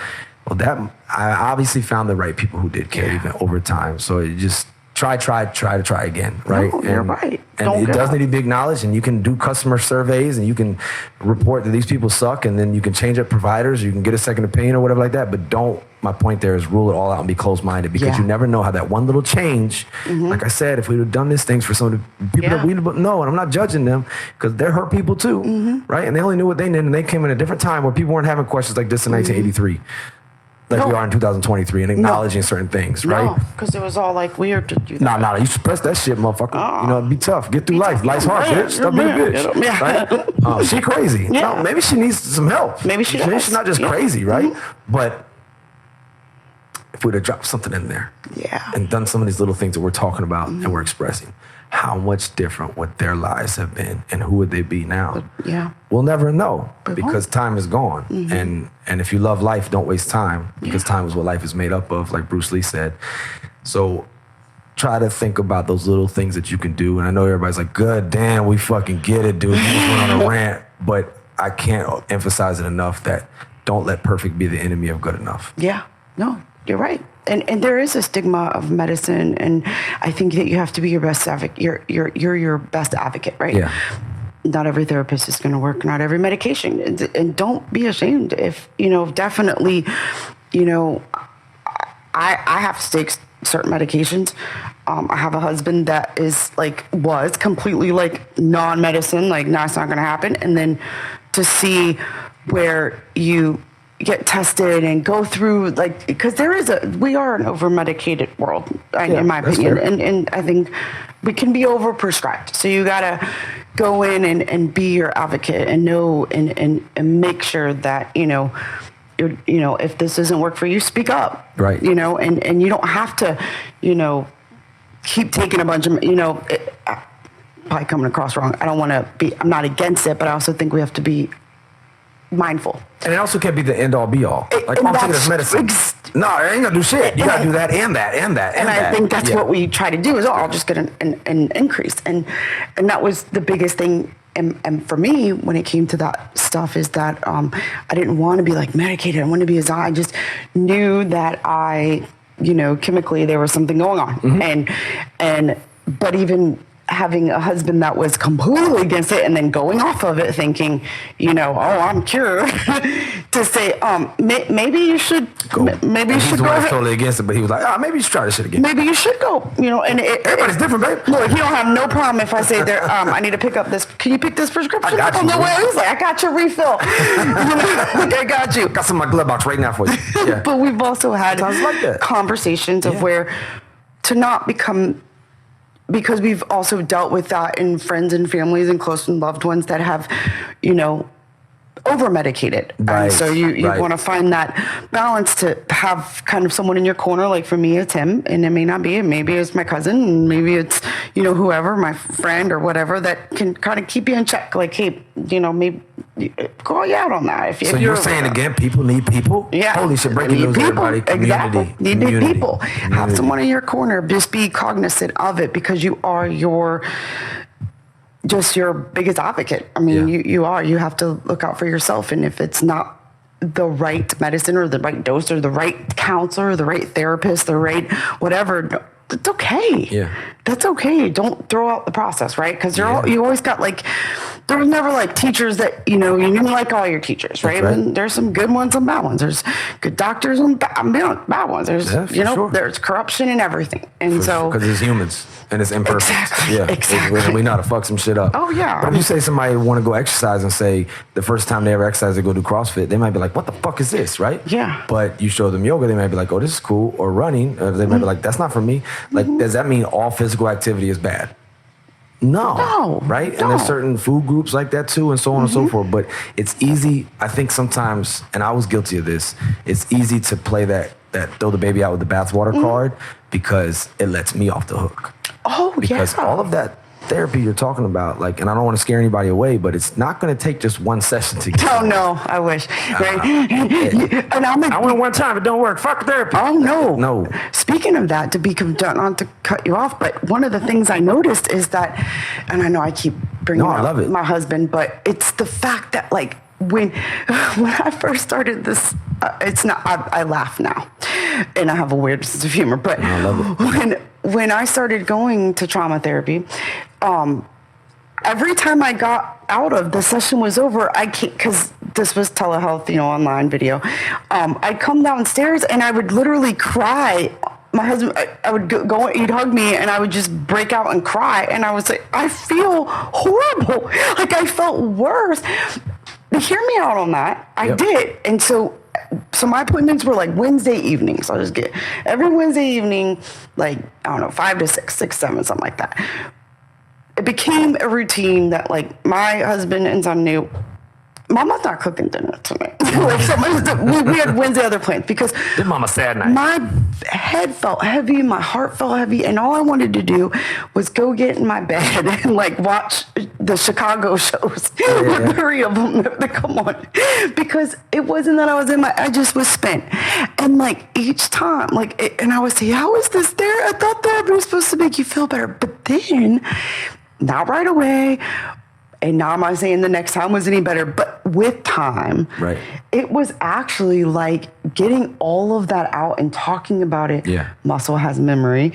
You're reliving things, you're triggering things. You really are but with time, now I can sit here and talk to you about it, and I'm not going to go, I'm not like going to go crawl in a corner or feel sad or depressed or get tired or, so it took time. So what it was me actually getting it all out, and it took time. So it doesn't mean if you don't feel better right away, that doesn't mean that like it's done over with, like I feel bored. Actually, you got to do the hard part, and that is getting it out. And with time, it got better. And like at this point, I don't want to say graduate. They don't say it. I say I graduated from trauma therapy because we got to a point where it was like, you're good. You're going to live with this forever. Right. But you're going to know your triggers, and you know how to deal with those triggers now. And I'm a phone call away, because it got to the point that because we had gotten through all the hard stuff, basically, that like we would get in there and talk about my sister just like me and you are. Yeah. And it was like she felt like she was in a good spot. Be like, oh, I had a moment and like I couldn't breathe, and I did the technique with your arms and your hands, and you take the, more deep breaths out than in, and she taught me things, and to this day I still have to use them. And she's like, I'm a phone call away, and you know what? Sometimes you're gonna maybe need a maintenance. And so we were to the point that she could have kept stringing me along and taking my money. Right. No, but she was a good one. But she was good, and she worked for me, and that was like 4 people later. Right. I mean, I'll tell you, many years ago, I thought I went to talk to someone from our things that happened as a child. This guy told me to talk to a chair. And I just got up and walked out. I said, I'm not talking. That chair is this person that I had some regression to. Okay, that's just not real. Maybe that works for you, but talk to this chair. I'm gonna yell at this chair like a real chair. I was like, yeah, this session's over. I know I'm back there again. So it's not for everyone. No, maybe some people get down talking to the chair, and it's not. You're not gonna walk out of there and be fixed that day. No. And nowadays we have so many. And COVID sucked, but it brought a lot of things. Look. We got telehealth more regularly, video call. So if you just can't get out your bed that day, there it is. Lay down some Zoom or just on some audio, right? Yeah.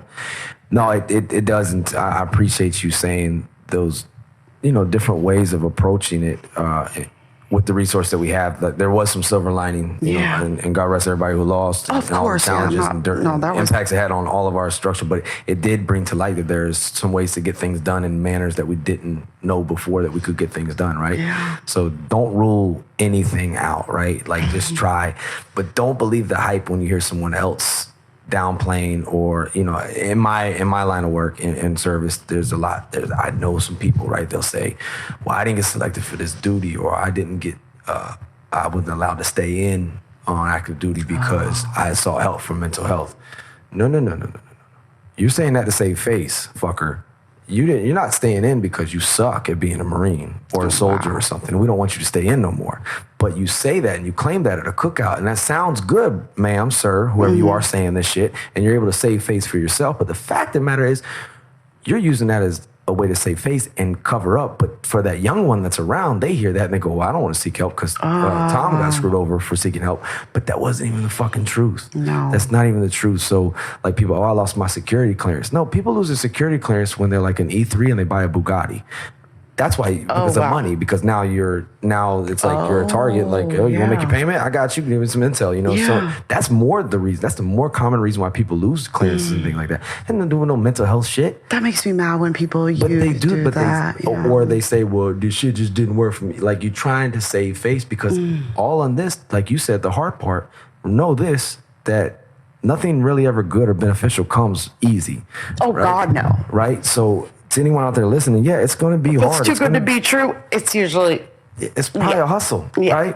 So it will take work, and you're willing, and you are able to do that work, and it's going to be to make you the best possible version of yourself. And that self-actualization is trying to get to our best potential. Don't waste your potential. Don't waste the talent that you're given, right? And sometimes maybe you're only given these experiences and these traumas and these things to hopefully be able to use it to help someone else. And you know what? You might sit there and go, well, I don't have that cousin, and I don't have that friend, and I don't have that husband, and I don't. Well, you know what? Be it for someone else. That is, I mean, that right there, that ownership, extreme ownership. Well, I didn't have that sergeant, or I didn't have that boss or that leader or that colleague that gave me a book. Well, then you fucking do it.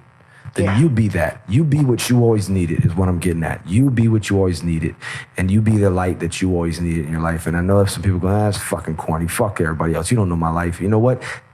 How's that thinking? How is that style of thought how's that working out for you?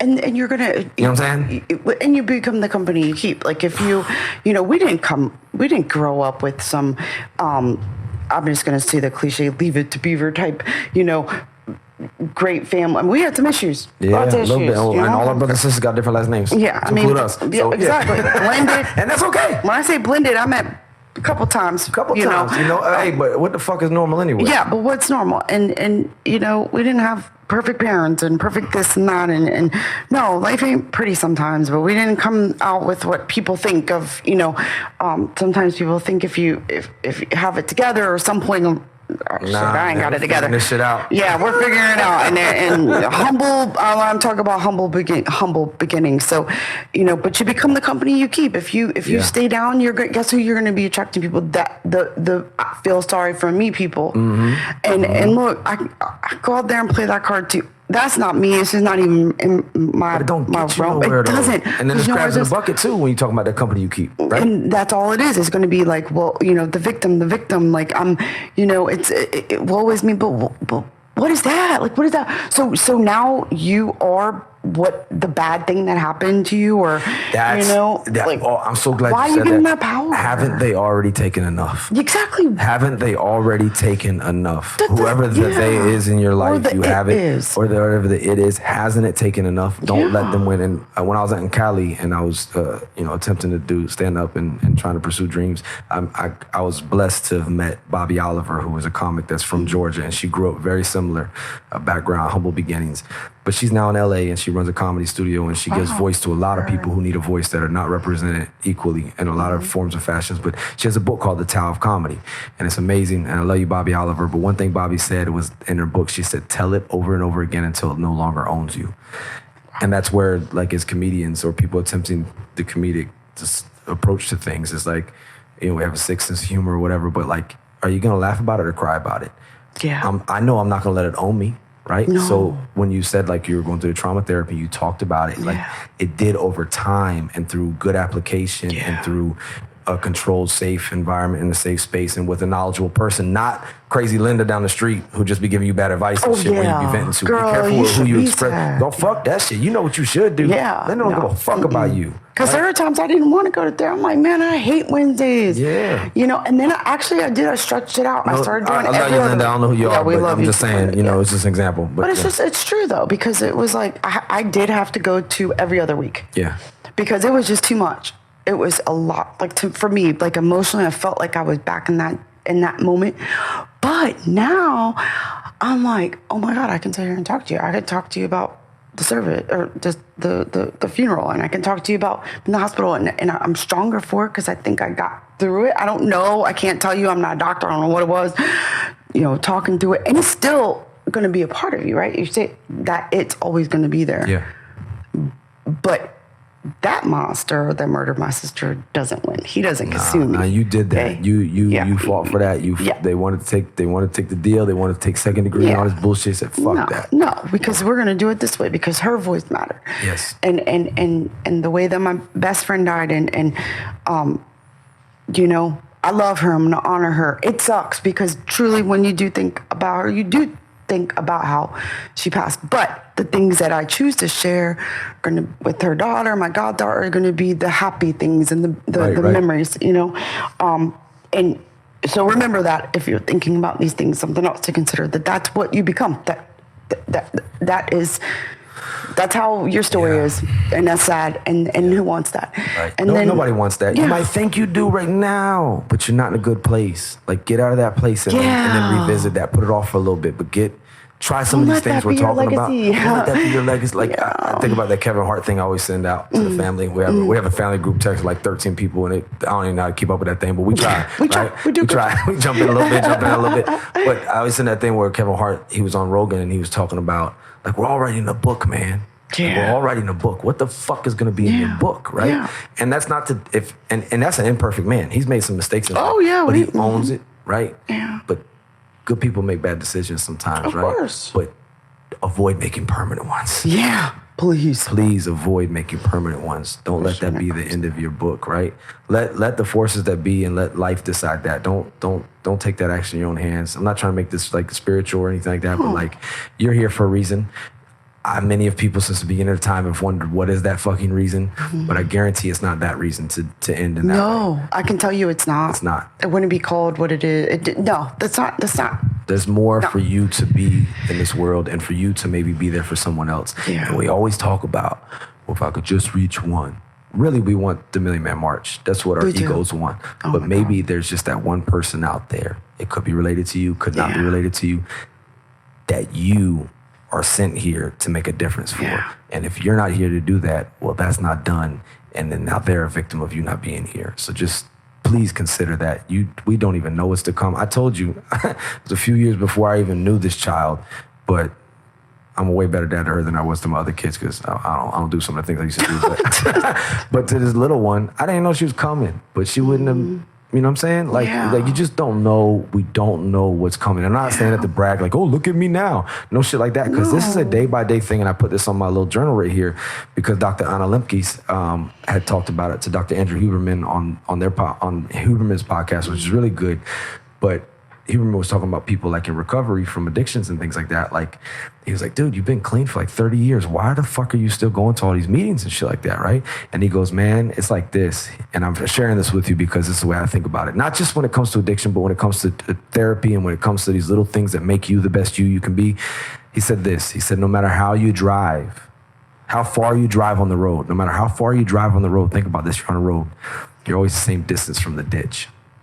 Wow. And that is why we're doing these things, and this is you have to stay on yourself, right? You find your triggers, and you know what ways to not put yourself that's going to bring you, because you could be like you said, you're 30 years clean. What the fuck, man, right? There's a lot of people that relapse when they get like their chip for a certain thing, because the only way they've ever celebrated was by doing said thing, right? So like, and good times remind them of this, and that's a trigger in itself. So you have to be aware and mindful of all these little things, and I'm just using it as an example, but it can be applicable to all of us, right? And Dr. Anna Lemke, she was on that podcast. It's really good. A book she wrote called Dopamine Nation. It's really good in our modern times. But no matter how far you drive, you're always the same distance from that ditch. So when I hear that, I think about what Mad Dog Mattis used to say when we were in Iraq. He would say, complacency kills.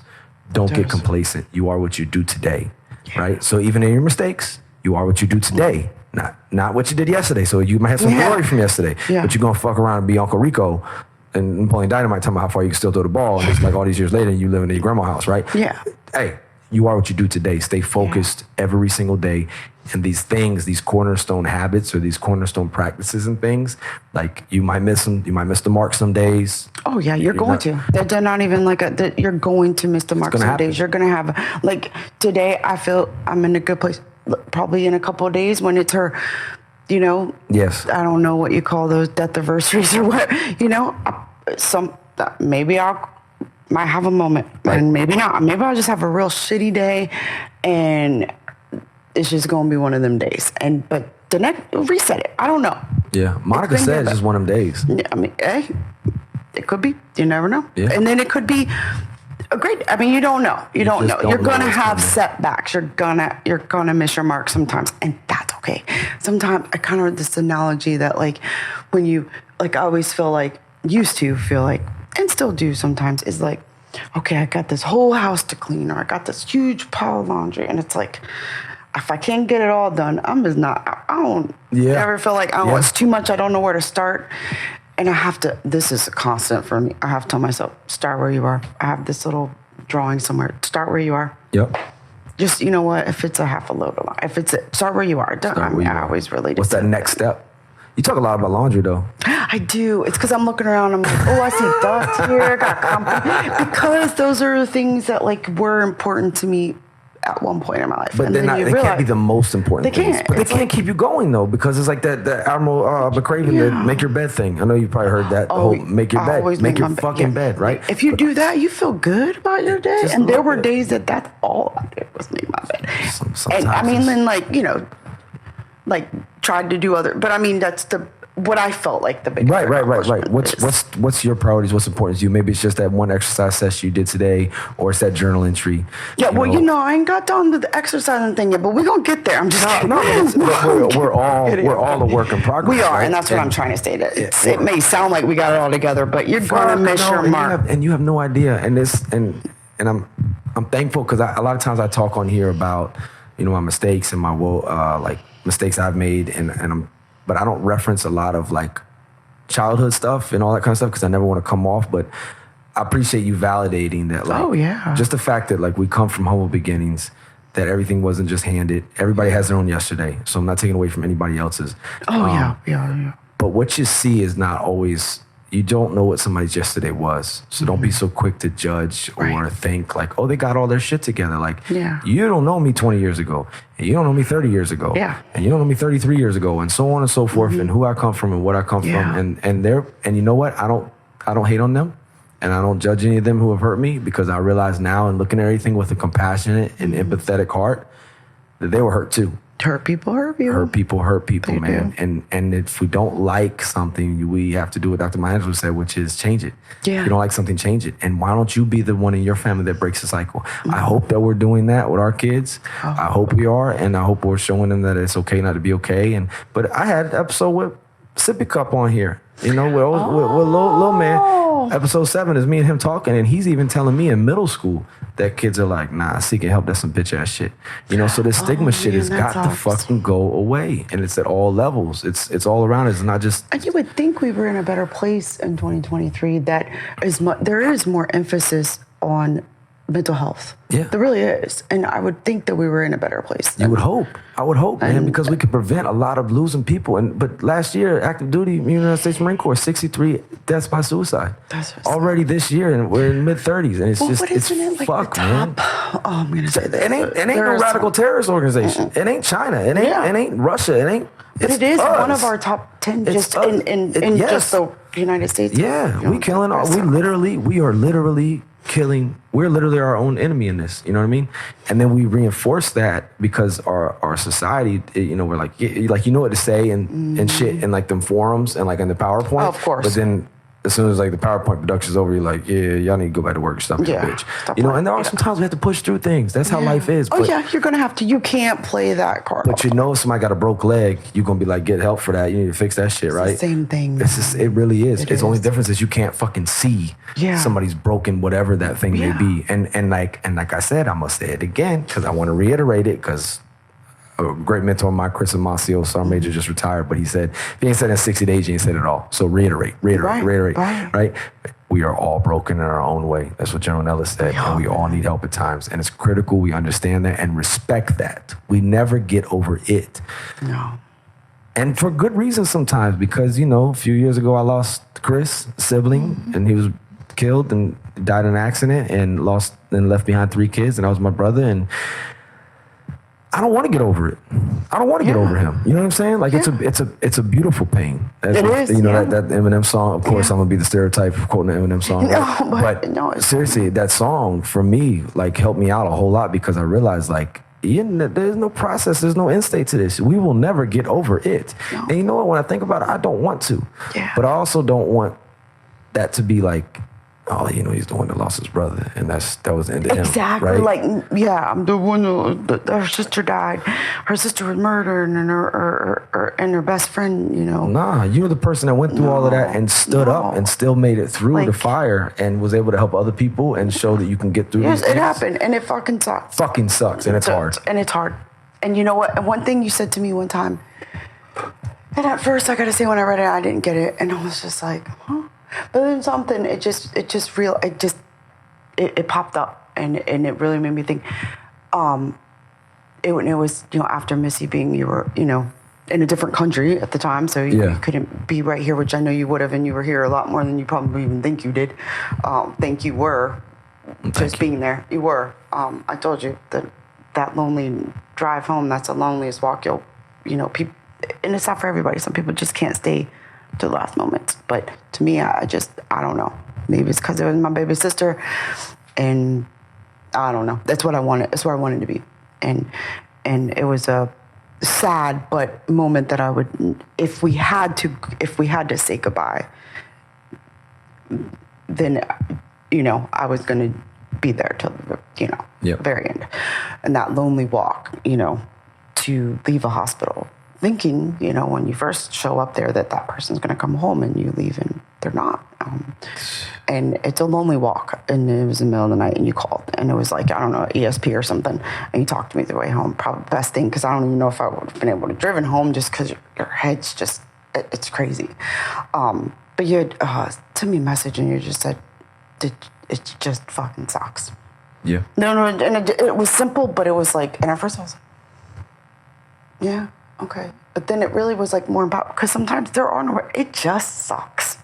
This just sucks. And words aren't made for certain times. And there's not, and we, especially me, I always feel like I gotta fill the void with Right. words. You want to fill it with something, make some humor, something like, I break the ice, something. I'm that person that like walks up, I mean, it's a quick story, good friend of mine, father passed away, going into the service, see mom standing there, and the whole time it's a very long line to get in, and you know, great life, wonderful man, you know, get to mom and friend's mom, and what do I say?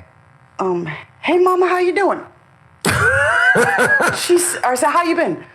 She literally looked at me, laughed, and said, well, I've been better. And we're at her husband's funeral, and I just put my head down like... I'm sorry. I shouldn't be in public right now. Yeah, so I'm like the worst with words. So I get it. It's like sometimes I'm just going to be quiet. I'm just going to sit here, but... How's things? Yeah, I was like, literally said, how you been, mama? Like, this whole time I'm thinking what I'm going to say to her, and that's what comes out. Hey, mama, how you been? Well, she's literally went... I've been better. All right, you know, I'm just going to keep on going. So, give a good place. Yeah, sometimes people say things, they want to say something, they think about it too much and it comes out wrong. Yeah. But you know what? I'm glad I did say something because, you know, I was there and, you know, probably wish I had rehearsed it better, but don't overthink it. Don't overthink it. But sharing things has such a powerful impact because... I got that right there, what I shared with you from, you know, Bama Robbie. His father had passed away, and he told me that when he talked to his CO just looked at him, his commanding officer, and he just said, man, brother, it's just hard. Yeah, it's I think just that's what fucking hard. hard. Or it sucks or something. And I didn't get that then. Because I was like, and that's then kind of simple. When I lost my brother and I talked with him, you know, my proverbial brother, Marine Corps-wise and life-wise, and Robbie, he said it to me. And it's same thing. I was like, yeah, no shit, it's hard. But like, there's no other way to put it. It's just hard. But then it resonates, and I hear myself say that to other people. Right. But then, this is what I'm saying to anybody out there listening, how the ripple effect of positive in these tragic times can be, because that CO said it to him. He said it to me in my time. She's expressing that I said it to her, and somehow people are helped through all of this. And it started with one leader. Mm-hmm. And just happened to be he was in a leadership position, but you don't need to be in a formal commanding officer position to be a leader. If you're affecting people or a situation, you are a leader. It doesn't mean you're a good one. That just means you're affecting people or the situation. Yeah. So you might as well have a positive effect. Yeah. But look at what that positive effect that man had. I think that was 2000, forgive me if I'm wrong, but 2008-ish. Wow. That happened with his father unexpectedly. Oh, wow. And then still, literally 15 years later, it's just hard. That quote is still resonating and echoing. Yeah. And we never know who might help right now listening to this. So that's why we're doing this, is to be vulnerable and to try to share things, to maybe hopefully be a light and to honor these people that we have lost by giving their stories voice and their lives voice, but to celebrate their lives and to hopefully never lose anyone in those ways again. There's some things we just can't prevent, we can't avoid, but I think every single death by suicide could be prevented. 100%. I think every single murder can be prevented. Yeah, right? 100%. Every single domestic violence situation can be prevented, because these are hurt people and a lot of times hurting people. But once you cross that line and now you're the asshole and now you're the monster, yeah, you got no more fucking alibi. There's no excuse because you just fucking hurt somebody. Yeah. I don't know what that means for you, but you know what I'm saying? Yeah, no, that instant, you have to think of even in people that have, you know, murderers, like when they do they sit and regret, you know? Yeah. Like you just ruined the ripple effect, you ruined your life. Yep. That person's life is gone. was it worth it? Well, And then what about your family? I don't think anybody ever says it's worth it, right? Like it never. Yeah, It's like- it's never. It's Is there never anything worth in that, even in suicide as well? What is that serious in that moment? Right.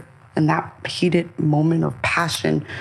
Because I think you have to be in a moment of passion. Right. Doesn't mean good passion. Right. To take your own life and to. No, it take is, and that's what I was saying. someone That else's. they were showing the stud or like analysis from bodies, and they can see the stress levels and stuff like that. Like yeah. they were at their peaks when they made these decisions. Oh, So it was yeah. obviously in those moments of passion, fury, whatever you want to say, whatever. It was intense. Yeah. It was an intense moment. So you can just walk away from that intense moment. And maybe just live to fight another day, Yeah. another hour, another minute. Minutes make seconds make minutes. Minutes make hours. Hours make up the days of our lives. So use them wisely, right? That's easier said than done. Of course. That's so much easier said than done. And don't think that we're speaking here. We're not accredited. We just been through some things. You got no and we're degrees of like. Nah, I mean, you can definitely Google those types of conversations and read those books and stuff like that. But we're trying to be real and honest people to talk about real fucking subjects Yeah. that need attention. And I think we need to be okay with talking about it, Yeah. with acknowledging each other's pains, not coddling anybody, not babying anybody, but being there for each other. There's a difference between caring and coddling. Yeah, big difference. And Yeah. there's a difference between empowering and enabling. And giving yourself grace Yes. and being a victim. There is. There's a fine line. It's a fine line, right? But I would argue be a victor. It's like with people, Yeah. people who suffer and are victims of sexual assault and Yeah. and those horrific things of all into pertaining, right? They call them survivors. Yeah. Afterwards, survivors, and you could be a survivor and a thriver, and a victor, or we can definitely be victims. But who's that going to help? It surely ain't going to help you, Yeah. right? And I think about I got this on my wrist right here. This All Things Considered, the great Wolfie, Colonel DeWolf, who passed away. Yeah.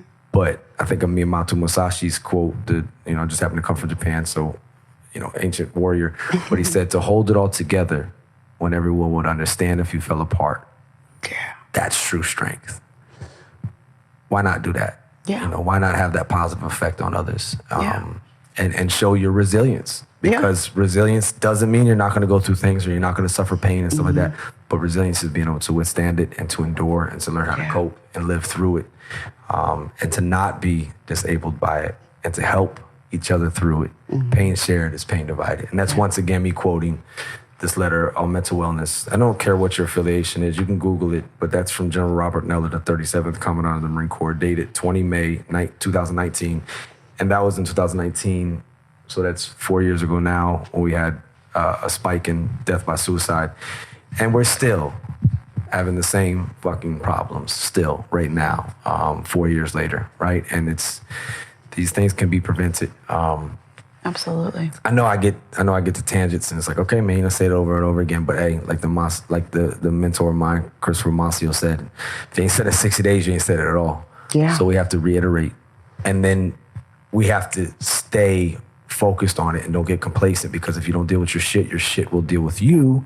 And it's got to be a working process. Yeah. And maybe you're on meds for a little bit. Maybe you go to therapy for a little bit. But then maybe you do those, what'd you say, maintenance, right? Maintenance, yeah. Yeah. You might need a maintenance. You might need a check-in, and that's okay. And it's okay to be not okay. It's okay to not be okay. But don't stay there. Don't stay there, man. Don't stay there. Reach out. Get Reach those out. forums, those numbers. Like, there's Resources. more resources out there now than, like I said, that I didn't even know. I found that forum by accident, and it was amazing because then you connect with people all over, that are, someone's going through and someone's where you are or have been, and they can help you. Yes, for sure. And then you know what? You might, as in the case of you, go through some things again. Yeah. Right? Absolutely. And maybe those things that you went through before prepare you for that, right? And what I want to say as each hardship comes, Epictetus said this, we were practicing for this, we were training for this. Those hard summers turn into, I don't even want to say it, but look, you prepare yourself, you get stronger, you move forward, but you got to do it. We got to do it together. People need people. And we have two people staring at us awkwardly. One's eating a cheeseburger and the other one's just looking weird at me in a hoodie. But these are our seeds. These are offsprings right here. This is our future. Tomorrow's the future. Yeah. I'm just listening. But no, but hopefully we're setting a good example for y'all, man, and y'all listening. Like, You can go through shit in life. It can feel like it's gonna last forever, but you keep moving forward. And together, we can get through this. Together. Yeah. Making the best decision. I want to tell you, I appreciate you and the example you set for all of us. Aw, Strength thank you. and resilience to keep moving forward, keep smiling, keep laughing, keep shining. But what is to give light must endure burning from time to time. And you definitely endured a whole lot, but you also shed that light on others. And I love you, and I appreciate you for so much, so much. At one point, we shared a bedroom together when we were, well, you were an elder teenager and I was younger. And I had a Michael Jordan cutout. Oh, yeah. A little cardboard cutout. It's weird. And sharing a room. you wake up middle of the night and you scream because you see Michael Jordan. Yeah. It was just silhouette of this 6'6" person. So scary. Right? Yeah. So you're welcome for that. Yeah, I appreciate that, yeah. But no, I always say seriously. we grew up, it's my cousin, we grew up like siblings because, man, the humble beginnings. It's You know, an like when we understatement. move from a house, we stay with y'all. Yeah, y'all I move mean, from a house, you stay with us. you know, we live together a lot. I mean, just till we get on our feet. Just till we get on our feet. Just till we get on our feet. And we were always like together, dealing with it, you know, and we can relate. And you've been through some shit too. I mean, look, your brother, you know, you lost Steph too. I mean, yeah, and you lost Missy too, you know, and it just sucks sometimes. It does, man. It And does. you keep me sane. You give me you call. I don't know. It's like you have ESP. And you tell me sometimes I just feel like something's not right, and I'm like, damn, how does he know this? But it's true. And you send me a funny joke, or you just listen. I remember that morning. I don't even got that long ride home from the hospital in the middle of the night. And I don't even know everything I said, and it was probably rambling. But you just listen. You just listen. So I got home and I was in my driveway. Then you were like, okay, you don't go to bed. But you kept me up and kept me safe getting home. And yeah, I couldn't have done it. Steel sharp as steel, my sister. Like it or not, we all we got. Yeah. That's just how it is, man. But we get through it together. Why are you kids making this shit so awkward? God damn, we trying to close out our episode and shit. Y'all over here just staring at us and shit.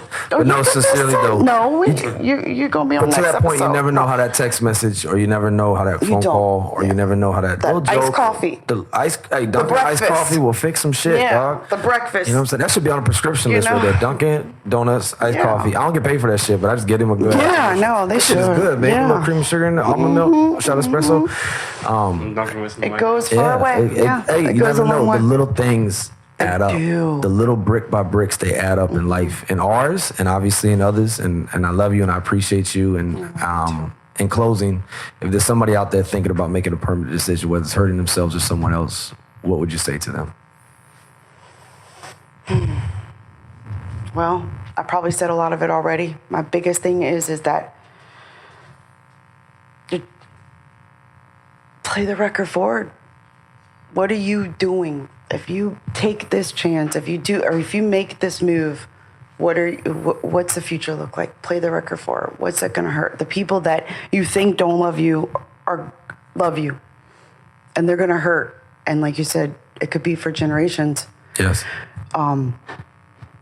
People often think in that dark moment, the world's better off without them, or that their family's better off without them. I'm here to tell you, living proof, they're not. They need you. They want you here. And, make that next best decision. Take a shower. I know it sounds crazy. Go walk outside. You soap too. Yeah, you so walk outside. Look at your child. If you have children, look at your child.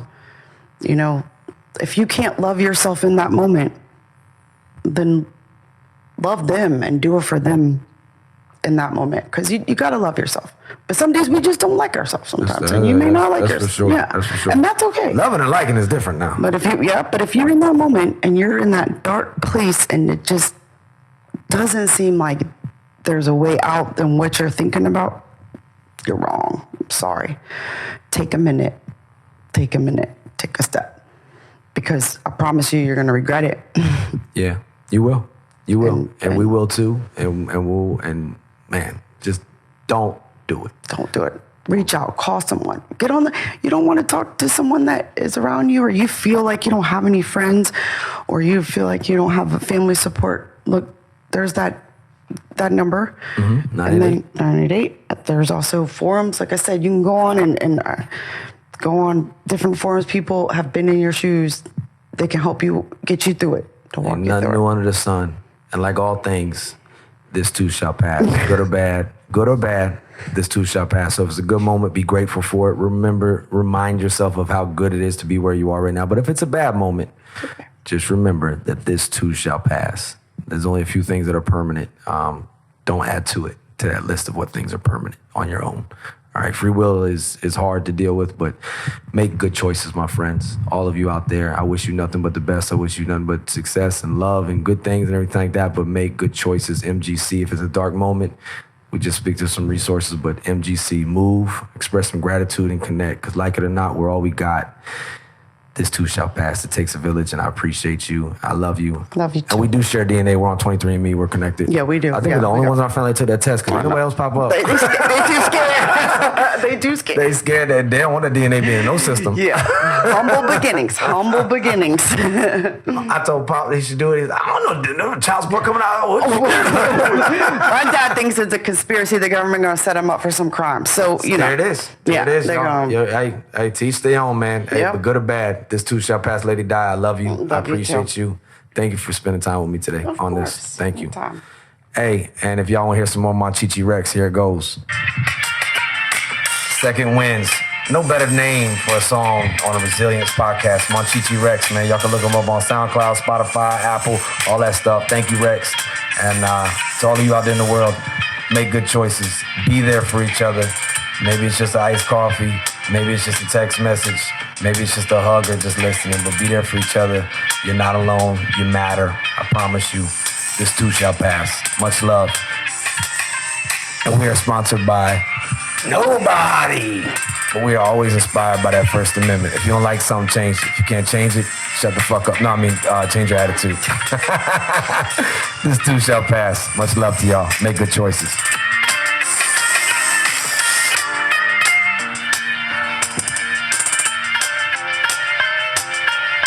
Y'all thought it was over, though. Oh, no, all right, for real this time. This too shall pass. See you later.